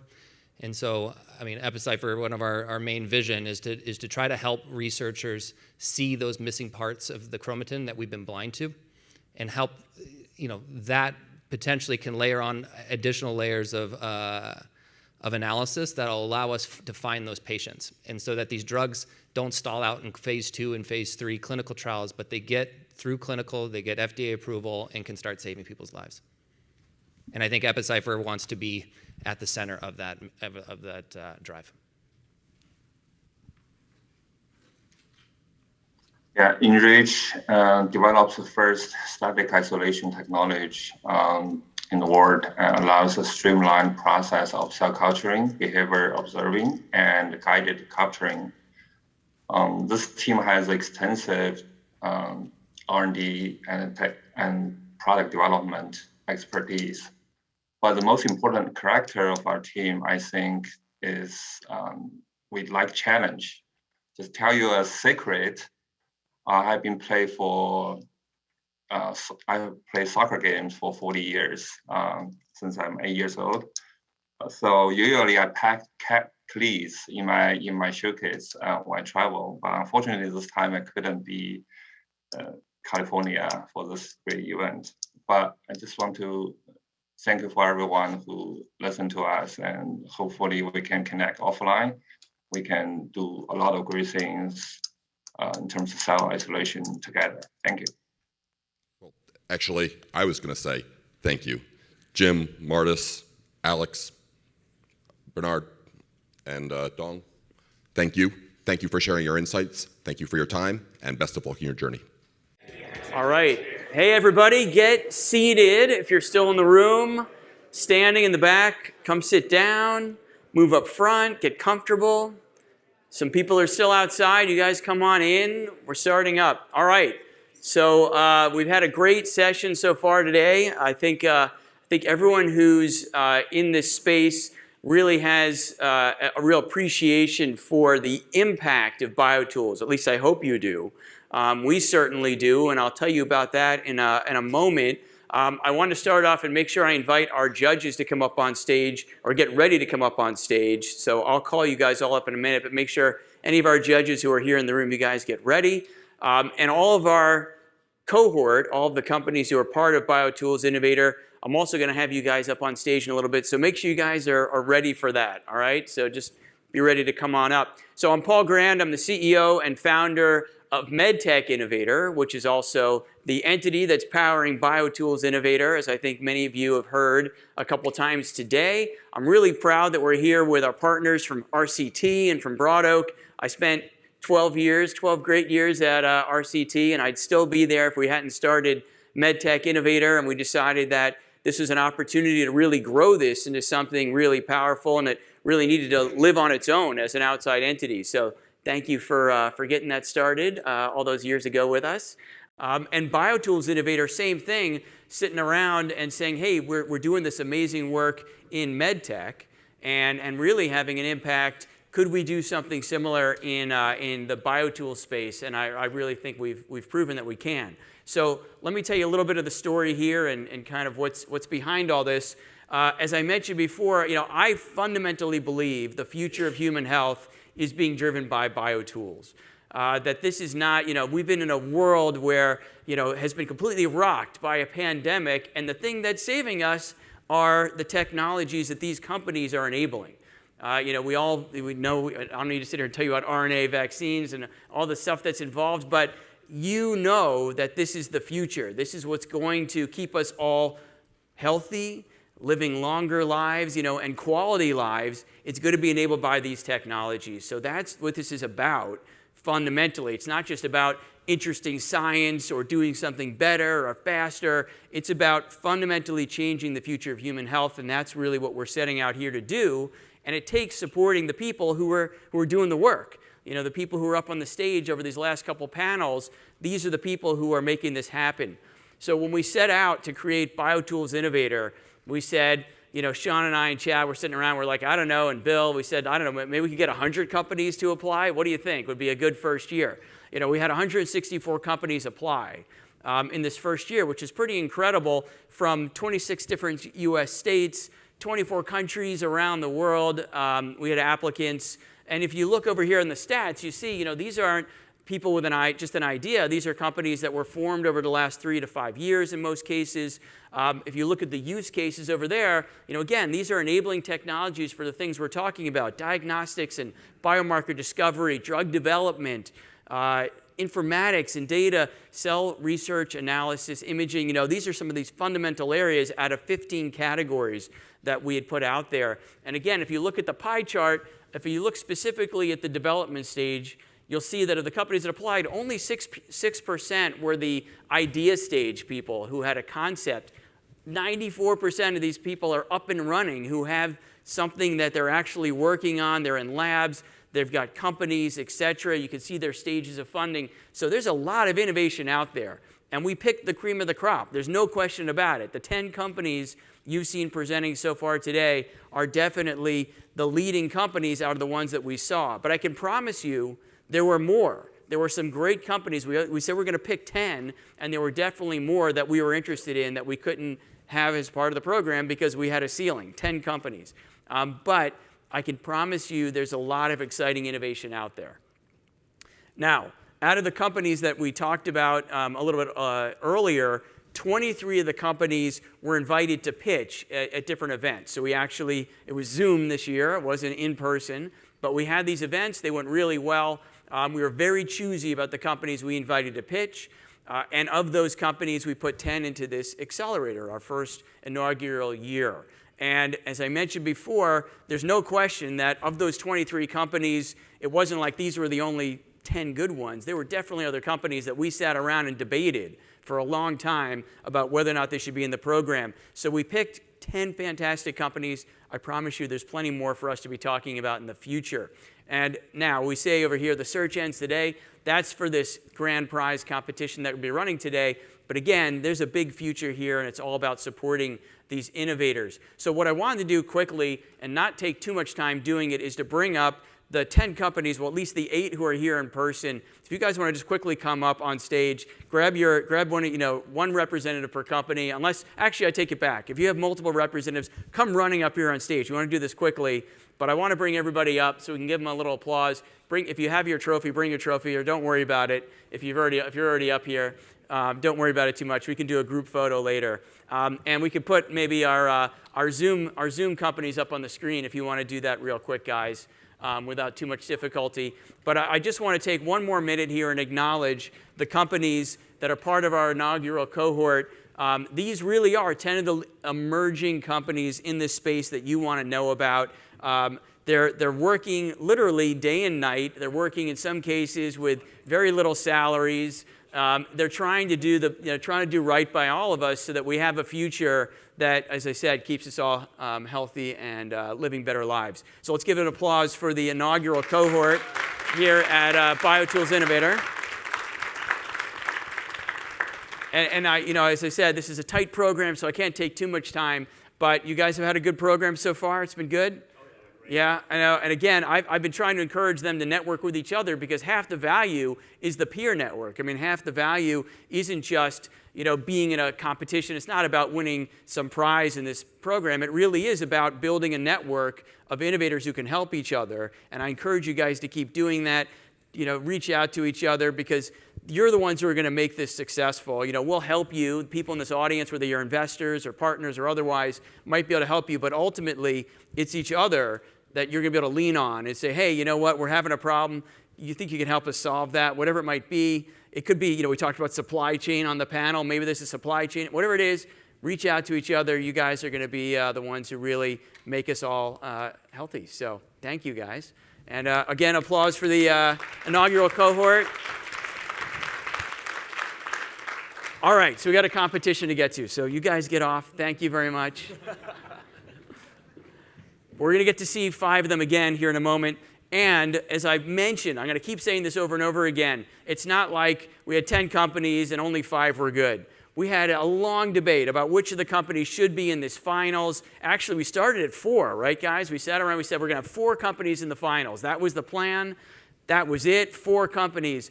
And after like 45 minutes of trying to figure out trying to narrow it down to 4, I think it was Sean who said, what's the big deal if we put 1 more in? Right? And I said, I don't know, 7 more minutes on the program. He's like, well, then put them in. So that was it. So it saved it. I think you said we'll spend more time debating it than it'll take the 7 minutes on the stage. So we have 5 companies in the finals.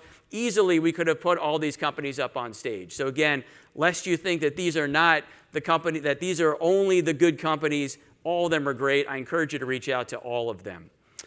We've got a great set of judges coming up here. So judges, why don't you guys come up on stage? And I'll briefly introduce you. Most of them you've met in one form or another. Sean kicked us off today with a little background on himself and Rct Ventures. As I said, I had the pleasure of working with Sean for 12 years. Chad Souvenir also at Rct Ventures. I think my first dinner at RCT was with Chad in Tucson. Sold me on coming to the company, so thank you, Chad, for doing that. And then Brian, who moderated one of our panels before. Thanks for being here for Broad Oak, and Bill as well. You guys can take a seat, relax, have a seat. So again, these are our judges. They're not here to decide who wins today. That's your job. You guys are going to vote for the winner. I'm going to instruct you on how to do that after the pitches. Don't vote yet. But that's what they're here to do, is really just kind of help. They're our panel to ask questions as we go through this. So now let me tell you a little bit about our finals competition. We've been doing these finals competitions now since 2013. We've done a lot of them. We've done them all over the place, all over the world. And it's always kind of a similar feeling. It's a time that we can celebrate these innovators. As I said, these are companies that we need to be celebrating, we need to be supporting. We've got 5 great finalists that you're going to hear from in a moment. Each of them is going to have 7 minutes to tell you a story. And they're going to do that partially with their pitch. So they're going to run slides and tell you a story about their company. And they're also going to have time with our judges here for Q&A. If they go into their 7 minutes, if they use 6 minutes and 50 seconds for their pitch, they have 10 seconds of Q&A. That would be bad. Don't do that. What we want are pitches that are somewhere between 3 and 4 minutes so that we get a good 3.5 minutes of Q&A with our judges. So for the presenters, again, I encourage you guys, watch the countdown clock. It's going to count down from 7. When it gets down to 4, start to try and wrap up. If it gets to 3, it's time to really wrap up so we have some good time for Q&A. Those of you who are watching this streaming, so we got, whatever we have, 85, 100 people in the room. The rest of you, I think we sent out, thanks to Science Advisory Board, our media partner, I think we sent out 7,000 invitations to people to watch this competition. So hopefully a whole bunch of them are watching online. All of them are going to be able to vote as well. So those of you who are watching this online, I'm going to give you instructions on how to vote at the end. But I want you to watch these pitches. I want you to really think about these companies because you're going to have to pick the winners at the end. And also you're going to get to vote for the 2 best videos. You saw those videos before the showcase panels. Hopefully you made some mental notes and you said, hey, that was a pretty good video. Because we're going to get to vote for 2 of the companies in the finals for the video award as well. So with that, I want to go ahead and bring up our first company. That's going to be Celldom. Ben Yellen, you want to come on up? So it's going to be the same for everybody. So again, you have that clock over there, 7 minutes. Keep an eye on that. The remote will get you started. Can I go backwards on this thing? I think you can go backwards if you need to. I think this is your first slide, isn't it? Yeah. Okay. All right. Cool. All right. You got 7 minutes. Watch the clock. All right. Hi, everyone. My name is Ben Yellen. Let's see if we can go back again. I'm the Chief Executive Officer of Celldom, and I'm here very excited to tell you about our platform that can find the rare cells that make diseases incurable. So the real big problem that we're trying to solve is that it's really important to find the right therapy before you start the treatment, because the long therapy can lead to your cancer coming back. In every tumor, there's going to be cells that respond to the therapy, but there are also some cells that don't respond. And these continue to enrich during treatment, eventually turning into tumors that come back and are also cross-resistant to other therapies. So we really need better methods for selecting therapies.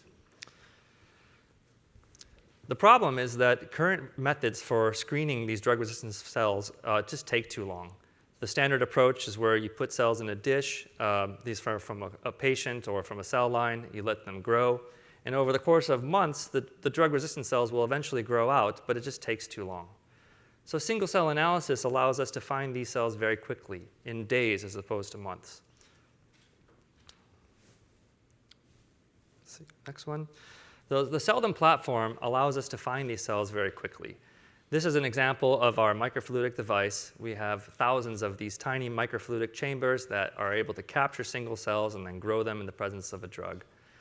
In this example, we have a leukemia cell line that is growing in quizartinib. And you can see one example of a drug-resistant clone that grows out. In total, we can analyze hundreds of thousands of these cells in each experiment. So we combine our platform, which uses high-throughput imaging and computer vision, to take time-lapse images of these cells and then analyze them to understand the rare events that occur in a population that's either in a tumor or in a cell line. This was published in Science Advances last month. So our user workflow is designed to be very simple. We take cells, we load them into the device, and then we image them repeatedly over several days. And then we obtain molecular information about those cells using sequencing.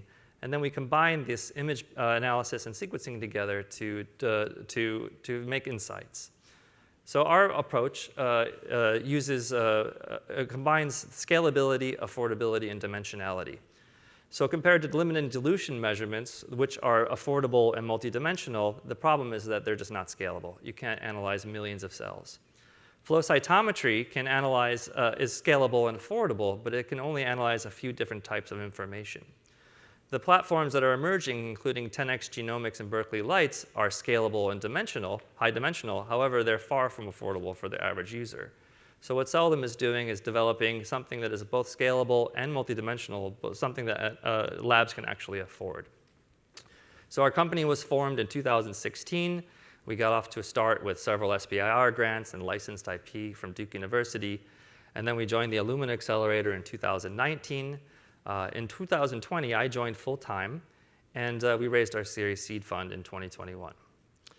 So going forward, we are going to raise our Series A in 2022 and also launch our alpha products. Thereafter, we will develop our single-cell genomics products in 2023, do our live cell imaging products as well, and then we'll merge these two together so that we can get information from phenotyping and genotyping in a single experiment. And this will pave a way for our clinical approach. So we have a great, excellent team that is well put together to solve this problem. I actually left my job at Duke University to do this full time because I believe so strongly in this mission. We also are backed by Corning, Illumina, and Venture Manufacturing, who will be making our reagents, consumables, and instruments. And we're thankful for support from our investors. So what is the ask? The ask is to come join us. We would like scientists to come help us to make a difference in human health. We're looking for investors who understand the importance of that imagers and sequencers, which are the engines of drug discovery. We're looking for partners who want to help us expand this market opportunity. And finally, we're looking for early adopters who want to take this platform in new directions. So with that said, I'll just leave it at come join us. Please reach out and write me at info@celldom.com.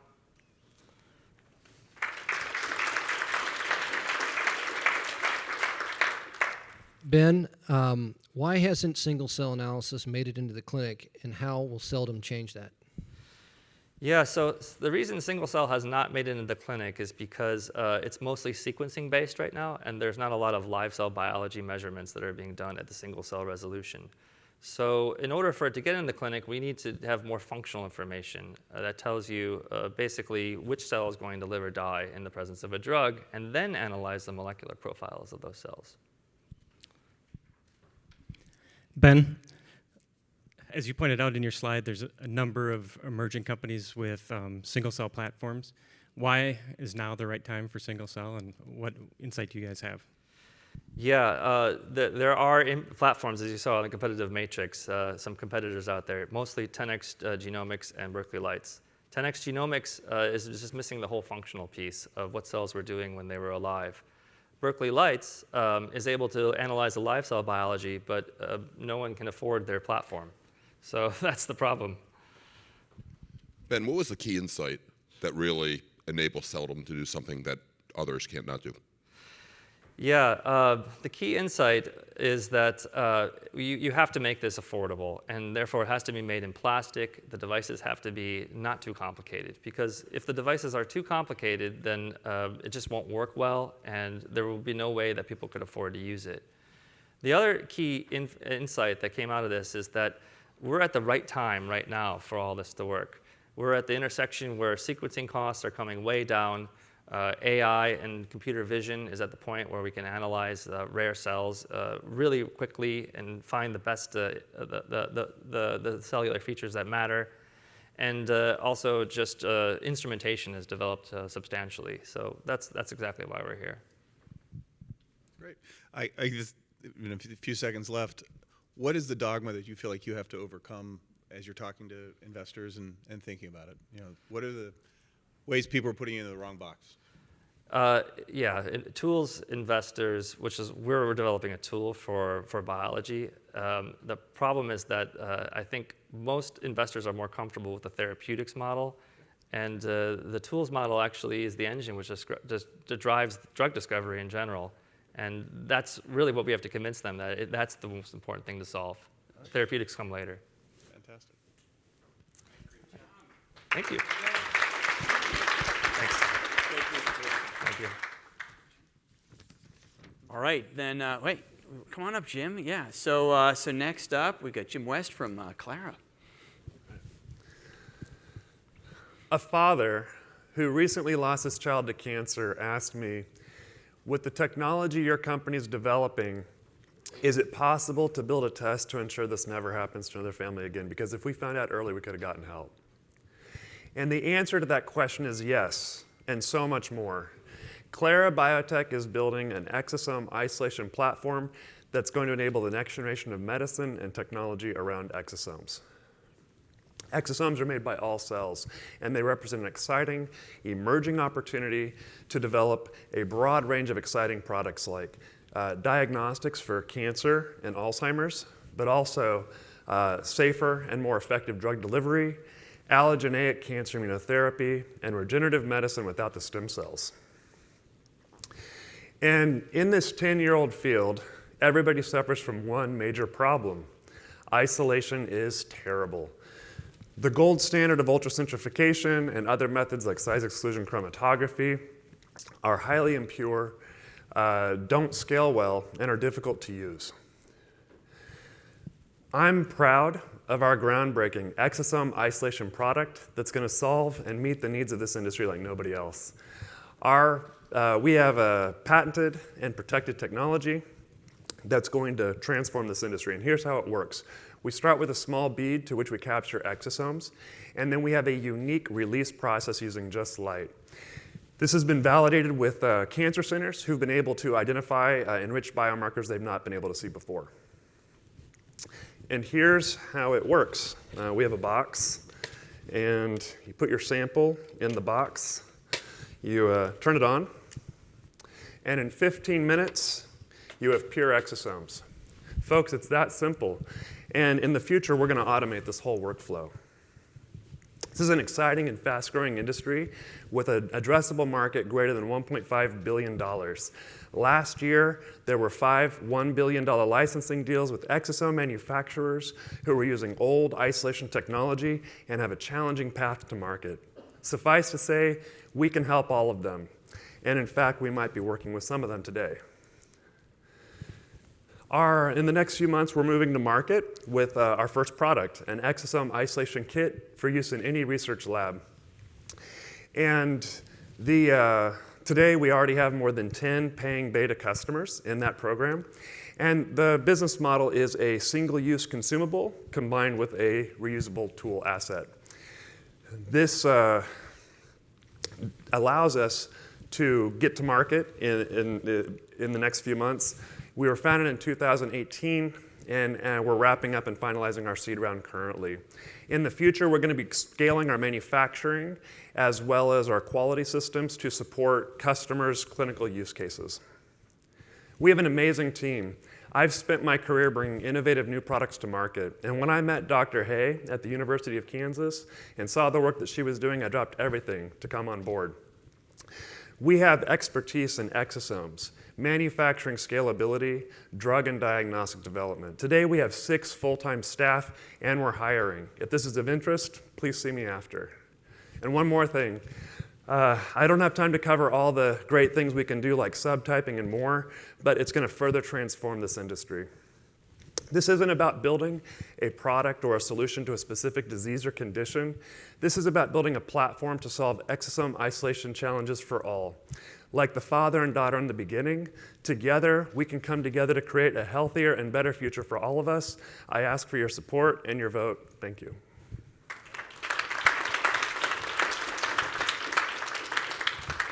Hey, Jim, great presentation and great progress on a seed budget. Yeah, well done. Give us what's your assessment of the competitive landscape? Who are you likely to be competing with when you're in the market, and how will you be different? Yeah, so that's a great question. The competitive landscape is vast. Last I heard there were about 75 competitors in the market, but it depends on how you slice and dice it. We have unique advantages, like I said, about subtyping that really nobody else can do, which means that we can actually go in and get specific exosomes from specific tissues and provide those for use in analysis.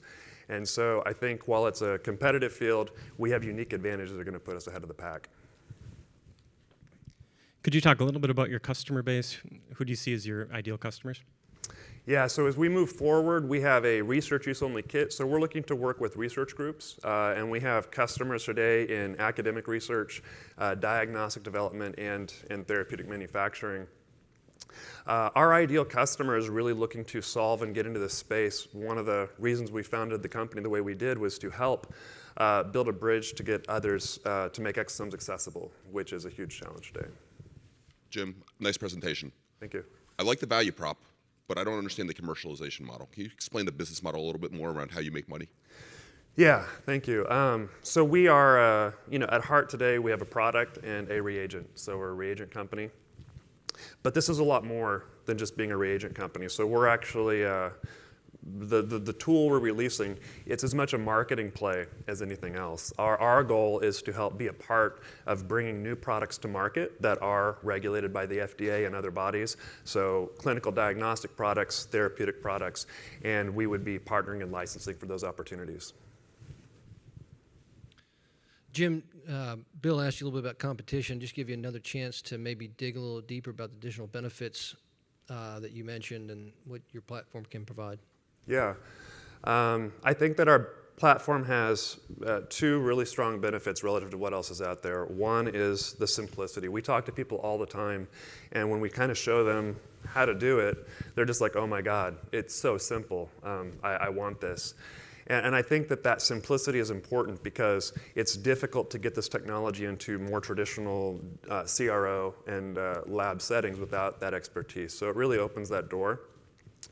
We also offer a straightforward protocol, which today is not possible. Most people have to kind of develop a protocol for their specific use. We have one process to get the product that can be used for any downstream purposes. Great, thank you very much. Thank you.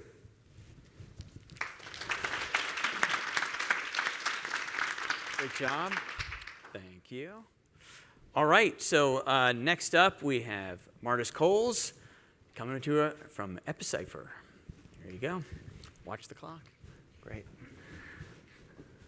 Well, I'd like to thank the organizers for having us here. This is a really great event, and I'm excited to share EpiCypher's vision. So EpiCypher is leveraging epigenomics for chromatin research and personalized medicine. Epigenomics is the mapping of proteins and chemical modifications on chromatin. Chemical modifications are on DNA and on histones, and together they create this molecular code together with transcription factors to turn genes on and off. The plasticity of this system makes it incredibly attractive for drug targeting. And there are many diseases that are associated with defects in these processes in cancer, immunology, and aging, just to name a few. As such, there's very high pharma interest with hundreds of ongoing clinical trials. However, the problem is that clinical trials are failing.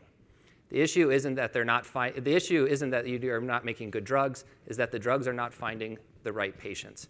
And that current biomarkers, such as transcriptomics, are not able to have the resolution to resolve this. EpiCypher is leveraging epigenomics as a solution to advance chromatin understanding and also create personalized medicine. ChIP-seq is the most widely used assay in chromatin research. This is the assay that everyone uses to map these elements on chromatin, but has major limitations.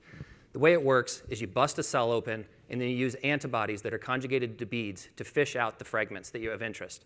This has huge problems with background, as everything sticks to the beads. It's very hard to reproduce, and so there's poor data quality. It's low throughput, challenging to scale, and requires lots and lots of cells, and you have to sequence deep, which makes the cost high. ChIP-seq was invented over 35 years ago, and it's time for something new. Katana cut-and-run, cut-and-tag assays are this solution. These assays are ultra-sensitive and quantitative and are rapidly replacing ChIP-seq. On the left is our cut-and-run workflow, wherein instead of lysing the cells, all of the action is done in the cells.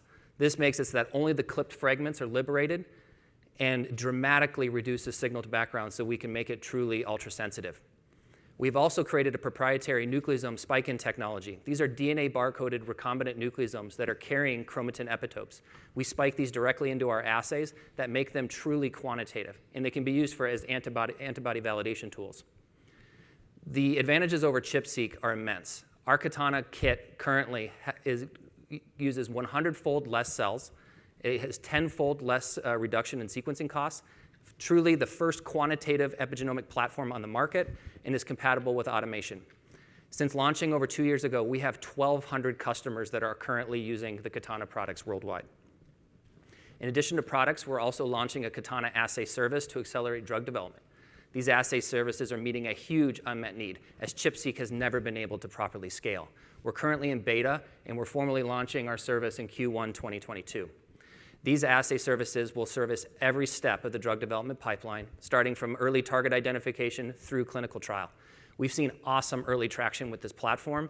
We have dozens of pharma partners that are already currently using the system, with 100% of those partners coming back for repeat business. We already have 2 projects that are already testing thousands of samples, showing that drug companies are ready to scale, and they see epigenomics as being a major way to help them advance their science.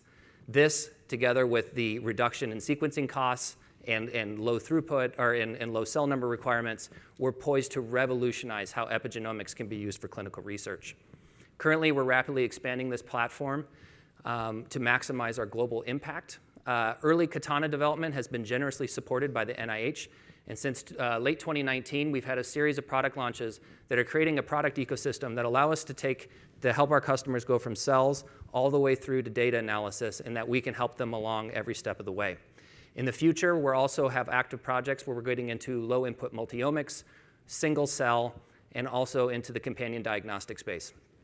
Currently, we're making a call to funding partners to help us scale our marketing and sales operations, as well as our global distribution. That's on the product side.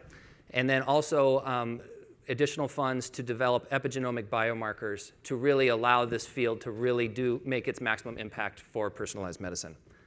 None of this would be possible without our amazing team. EpiCypher is just about 40 employees. We're located in Research Triangle Park.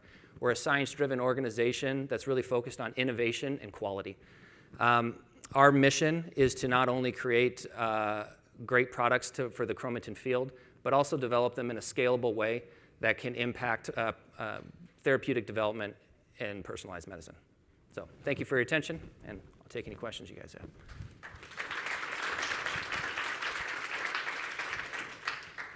Nice job, Martis. Interested a little bit more in the competition. You talked a little bit about ChIP-seq. Could you talk about other approaches and why you're different? Right. I think ChIP-seq's been around for a long time. There's a lot of chip kits that are on the market. The issue is scale, right? It's scale and low input. And so instead of creating a technology and bringing it to market, I think that's kind of, people are doing kind of the me too. EpiCypher actually has a very active R&D program, and our focus really is on low input with a focus on single cell, because that's what pharma wants. Yeah, so I'll leave it with there.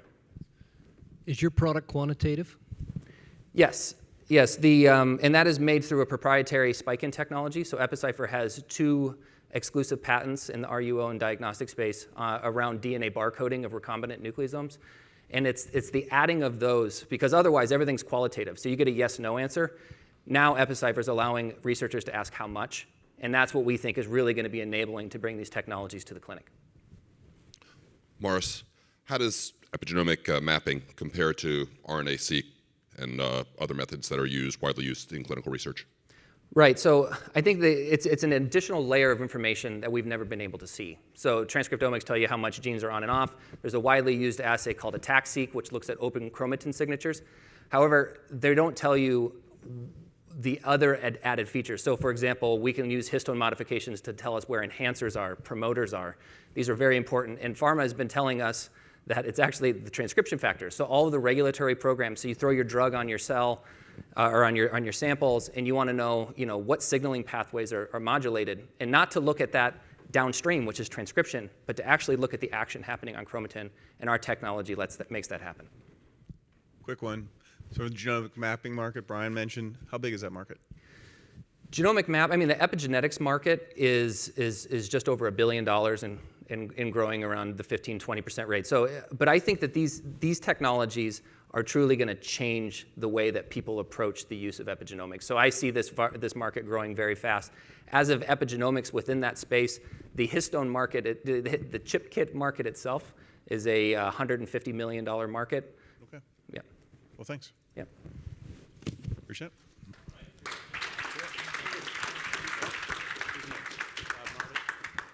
You leave the clicker up there? All right, great. Then let's bring up our next presenter.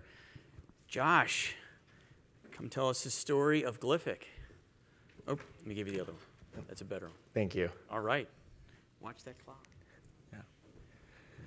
So for those of you who have not made laugh yet today, I'm Josh, the co-founder and CEO of Glyphic Biotechnologies, and we are developing a next-generation protein sequencer. Imagine, what if you could engineer and evolve novel antibody and enzyme therapies with ease? What if we could diagnose Alzheimer's decades in advance of symptoms? Predict and prevent heart attacks before they occur? Create personalized precision cancer vaccines for all tumor types. We are limited in our ability to do this today because existing proteomic analysis tools themselves are limited. They currently are insensitive and not powerful enough to measure low abundance proteins. They are low throughput in the types and quantities of proteins that they can measure.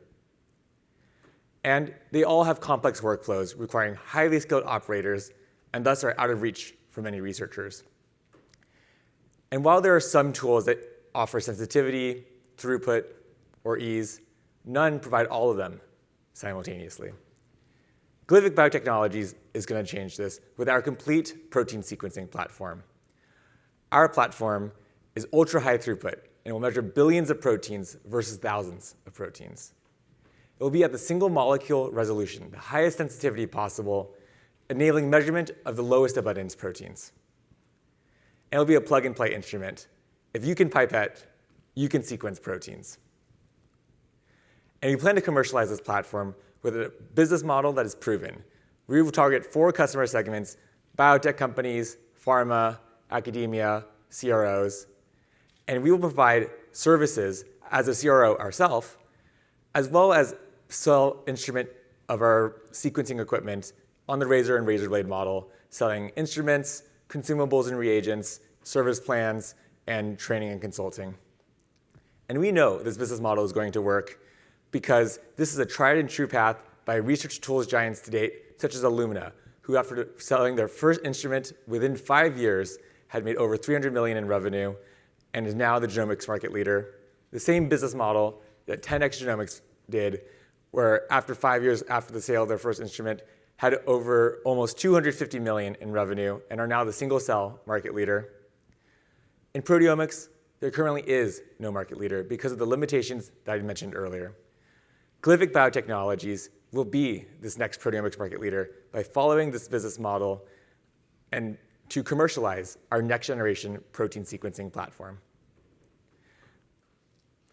And so, diagnosing Alzheimer's and predicting heart attacks, engineering and creating novel biologic therapies and cancer vaccines, this will be possible with the Glyphic Biotechnologies next-generation protein sequencing platform.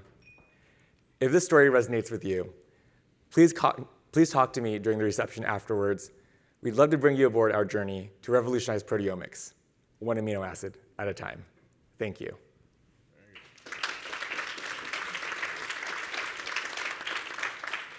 Good job, Josh. I'm still trying to learn genomic sequencing, and now I'm going to have to learn proteomic sequencing. So make it easy. What is the first market? What's the first application you're going after? The first application we're going to go after is antibody sequencing. You can imagine that currently to develop novel antibody therapies, you have to look at B cells. You only look at like 10,000 of them. They mentioned the Berkeley Lights platform before. That's ultra expensive. It's not very efficient to develop antibodies today. But imagine if you could sequence antibodies directly from the blood. You could sequence billions of antibodies and immediately get sequences of antibodies that bind to your target of interest. And we've already been contacted by biopharma companies about this very application. Can you talk a little bit about how your technology is different from those of your competitors? Yeah. You can imagine that compared to existing technologies like mass spec, there's no comparison in terms of sensitivity, throughput, ease of use. But compared to some of our next-generation protein sequencing competitors, our technology has advantages in that it will actually work. You can imagine, so if you think of a protein as a long chain, our competitors are trying to measure the amino acid while the amino acid is the end of this long chain. And they're trying to use antibodies to bind to these amino acids very specifically. But there are 20 amino acids, And antibodies, if you think of antibodies, they're very big. And if you're trying to measure a very small amino acid with this antibody, you're not getting very specific or high affinity binding at all. But this is the approach our competitors are using. And as far as we're aware, it does not seem to be working out very well for them.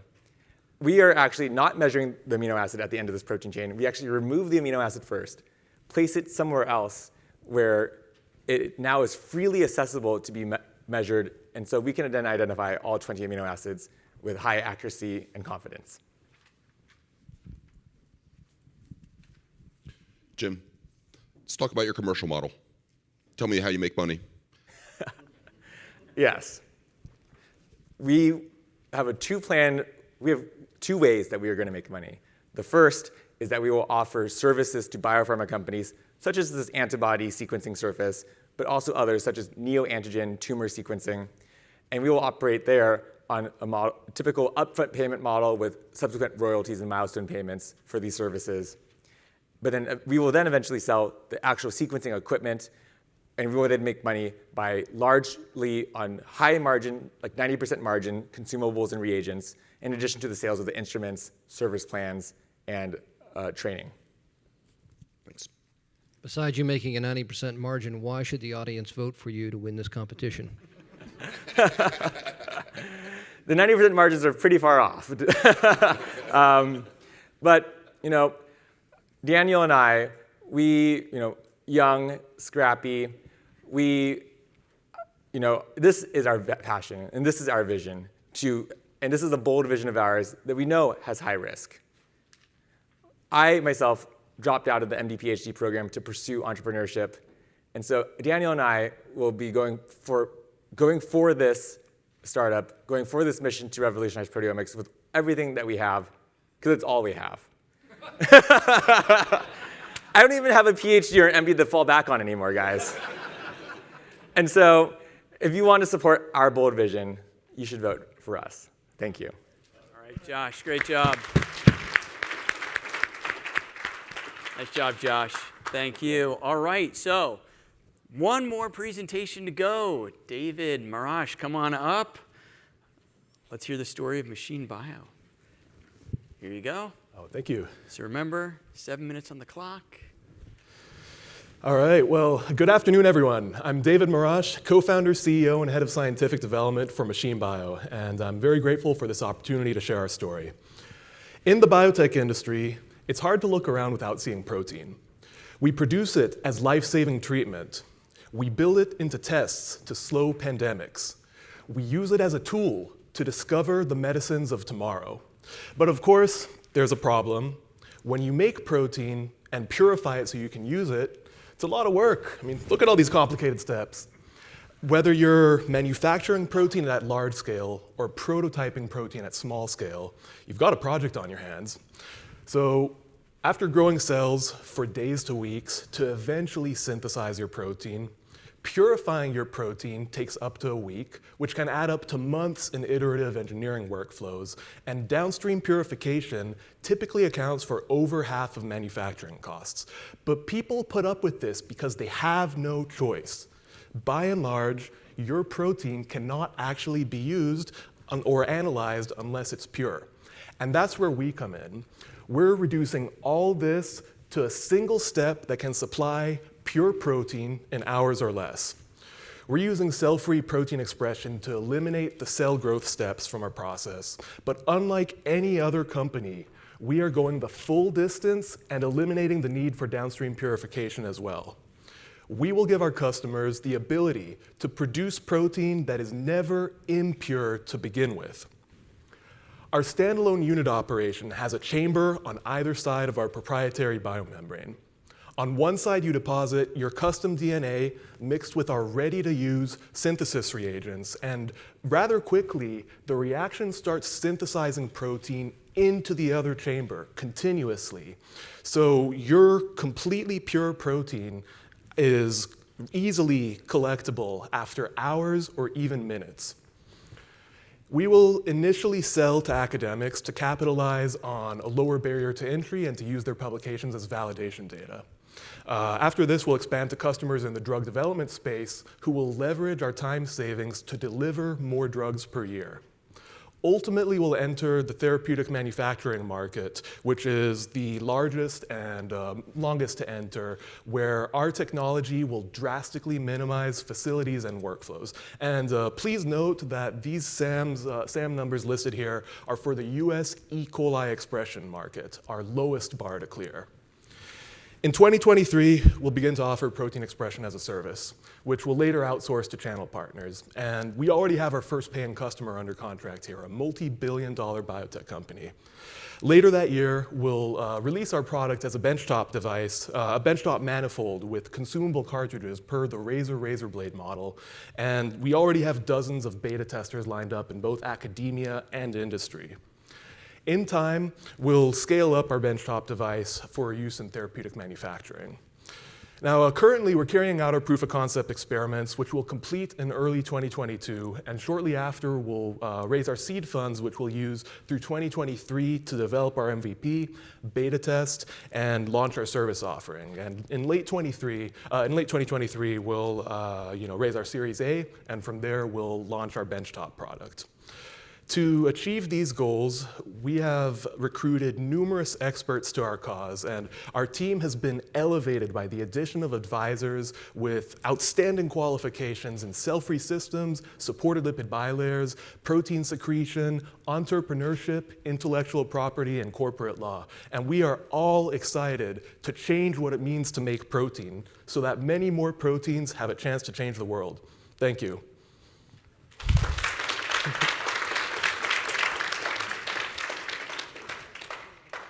David, thanks for that great introduction. So many of the proteins out there, especially therapeutics, have post-translational modifications. How are you going to address that issue?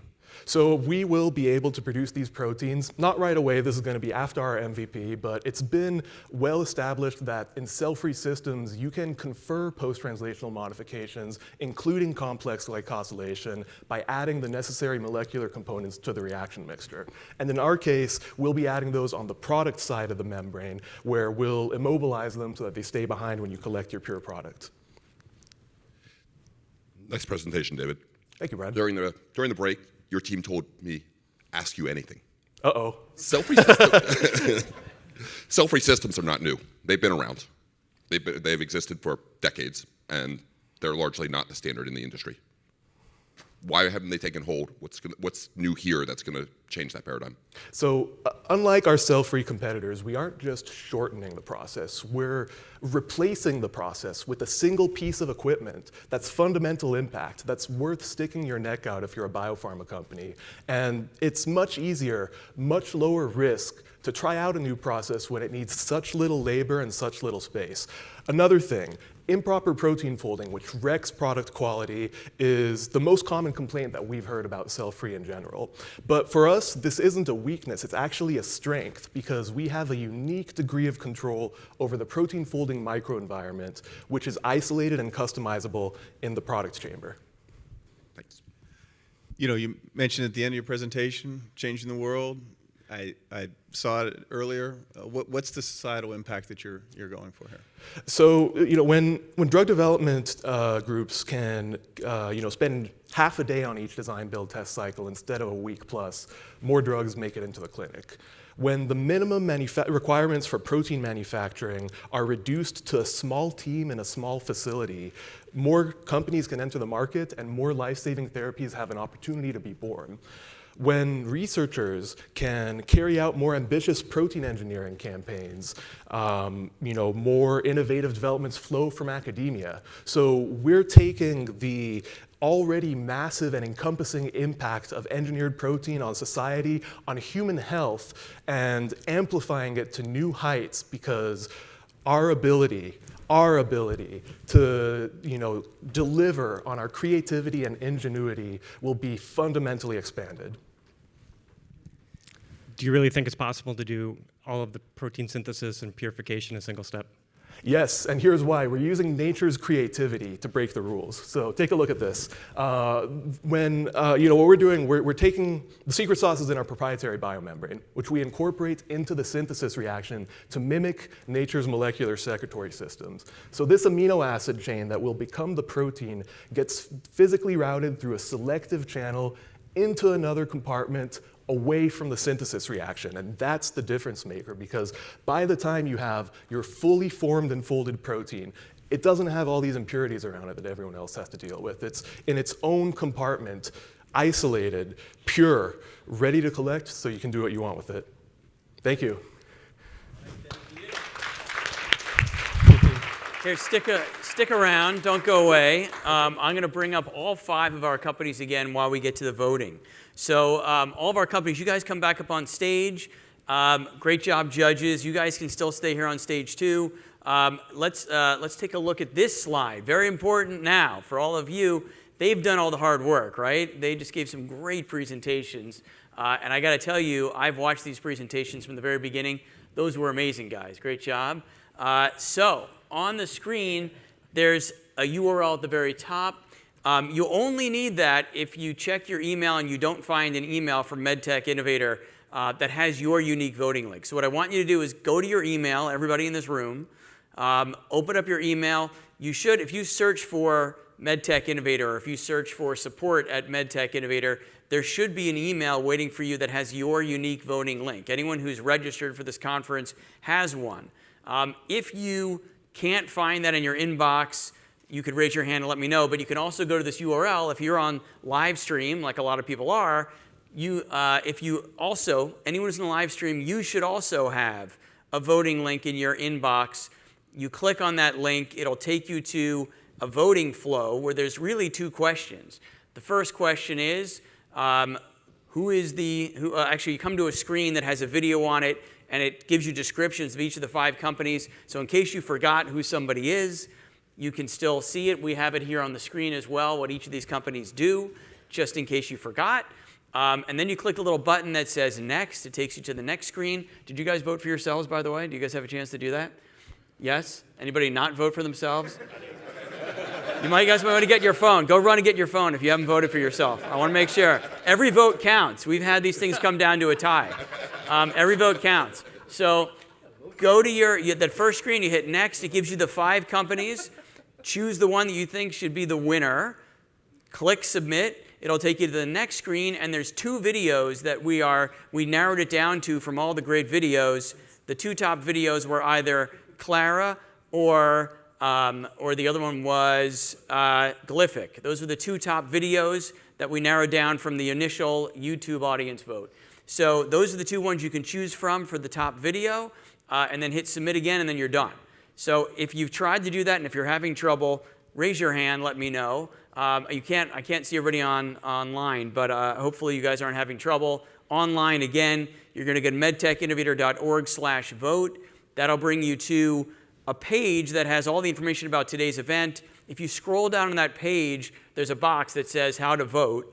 You put your email address in there if you are a qualified voter, which means you're one of the 7,000 people whose Science Advisory Board sent us, or if you're one of the people who is, I think, the 1,000 people on our list, you're qualified to vote. Put your email address in, hit a button, and it will send you that same email I'm talking about. You can click the link and follow the flow. So that's how this works. Hopefully you have that email in your inbox. Is anybody not able to vote? Anybody? I see one. Okay, what's your trouble? Did you find the email? You're not on the list. Well, that would be difficult. If you see one of my team members in the back of the room, they can give you a voting link right now. So go see one of my team members. They should be able to hook you up. And if not, then I'm sorry. All right. So, but there's only one. That's not so bad, right? Out of a room. So while you guys are voting, I'm just going to check on the time here. So while you guys are finishing your vote, I'm going to check the voting counts. I want to give each of our companies here really quick. If you guys want to hand over a microphone, Chad, if you want to pass that down. Just really quick, just give us what are you excited about right now at your company? Tell us very quickly something that's very exciting at this moment. What are you most excited about besides being on the stage? Very quick. You know, something we think about, not just right now, but all the time is what are people going to do with our technology? Because when you have technologies that can make things, especially something as fundamental as protein, where, the workflows that use these proteins can go in so many different directions, we can't think of all of the different things people are going to do with our platform. We talk with people sometimes and they tell us, oh, what if we could do this with your platform? And it's like, yeah, that's an awesome idea. Let's talk about that. And we're just really excited to see what people are going to build with this. So, yeah. At Clara Biotech, what I'm really excited about is kind of what's emerging is a research use application of our product to help kind of transform clinical trials by using exosomes to track PK markers in a much better, more effective way than traditional methods for that. EpiCypher's been hard at work in the lab, building our technologies. I think we really, with this Katana platform, it's really something special, and we've seen just incredible market feedback, and we're kind of buckling in and getting ready for the ride as we help bring this technology global. At Celldom, we are really interested in democratizing single-cell analysis and allowing doctors to make functional decisions about therapies in the clinic, and also to expand the wealth of opportunities in research use, target discovery, and pharma. I'm personally excited to take a nap. It's been a busy week. Flew here yesterday, already flying out. But on a more serious note, very excited about just every time I learn about a new potential use of our technology and the ways we can collaborate with other people, including some of my fellow finalists here. I'm just so excited for the potential that our technology has to actually revolutionize more than just proteomics, but truly like all of biomedical sciences. So. Excellent. And I'm going to get to our winner in a moment, but I think someone down in the judging panel, I see Bill's got a microphone. Just real quick, guys, any final comments you want to make about the presentations you saw today? How do these compare to the presentations at Cell and Gene down the road? Any thoughts? Well, I can go first because I didn't see any of those, but I thought you guys did a great job. And the videos, the effort that goes into this, and I think you talked about it before, the amount of juggling that you're doing as startups and just early stage companies. Just even getting ready for an event like this just puts one more thing on your plate. But I think everybody came through this looking, very well prepared, focused, and seems like you got a lot out of the last 6 months or so, and I think that's exciting to see progress. Sean, any comments? Well, I'll say that what I'm most impressed with is how polished and how much work guys have gone into all this stuff. I mean, you really have practiced, and you really, it shines. And I think you're going to all have a great chance of success and raising money and getting in front of investors, because you can only make a first impression once. I think these guys made a great impression, I would say. Chad, did you want to make a comment? I'd just say a couple things. I agree with what my colleagues here said.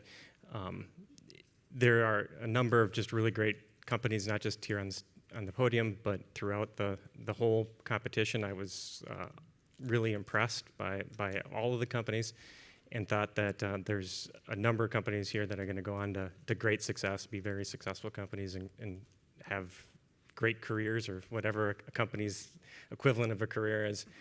And then I'd say the other thing that we talked a little bit about is resources, right? We talked about mentors, we talked about all those types of things.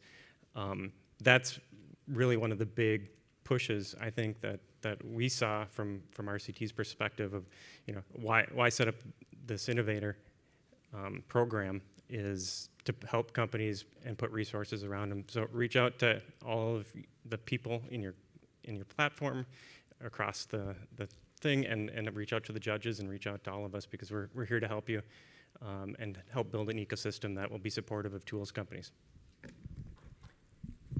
You get the last word. Yep. So first of all, this must be killing these guys, because we're just dragging this out and they're standing up there sweating bullets. But I will just say this has been a lot of fun participating in this over the last several months, just the last couple of hours here. And it reminds me, biology is far from stale. So it's exciting. Good way of putting it. I like that. That's a great way. All right. So yes, we have our winners. The first thing we're going to do is announce the winner of the best video. And so, just with a crushing lead was Clara Biotech. So Jim, great job on the best video. I got to say, Glyphic had a fantastic video too, but great job. That was really, really exciting. Good job, Jim. So congratulations. We'll do more photos after this, but congratulations. Nice job on that check. Here, I'll take, you can hold on to that, or I can take that. Thank you. All right. Do we have our other winner check ready to go?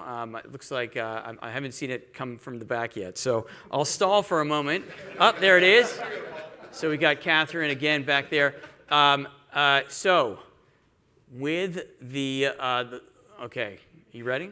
Okay, we're good. All right, I saw you go back for a second. I don't know if you want to change I don't know if we're going to change it. All right. So again, after an exhaustive process for literally the last year, boiling it down to just 10 unbelievable companies and 5 finalists here on the stage, the grand prize winner for BioTools Innovator 2021 is Machine Bio. Woo! Woo! David, come on here. Catherine's bringing up your check. Congratulations. I also want to give the mic back to our winners here real quick. A mic so they can say a few words. Do we still have a microphone on the stage? Do I take them all? There you go. Hand over the mic. You guys can still stick around. But yeah, Machine Bio, yes. David, say a few words. Well, this is transformative for us. As of yesterday, 200K is about as much as we raised to date. So, I think we needed this the most. So, but we're also very excited. We love sharing our passion. We're excited about what we're building, and we're just so happy that all of you are excited too. Thank you. Thank you. And by the way, if any of you guys want a lesson on making a video, I'm sure Jim can give you that afterwards because he gave me some insights last night, which is hire somebody, right?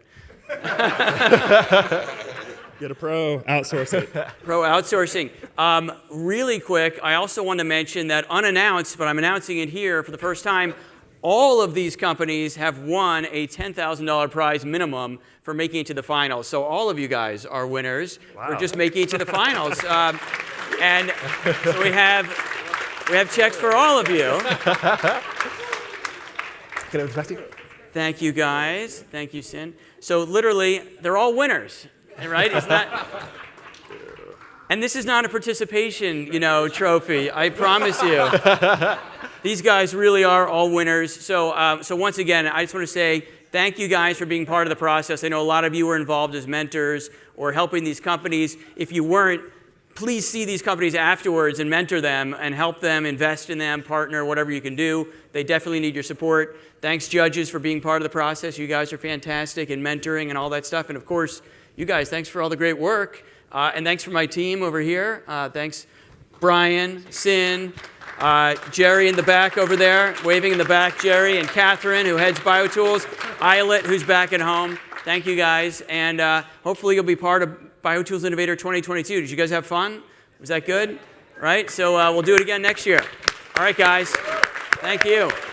Congratulations, guys. Great work. Great presentations. They were really good.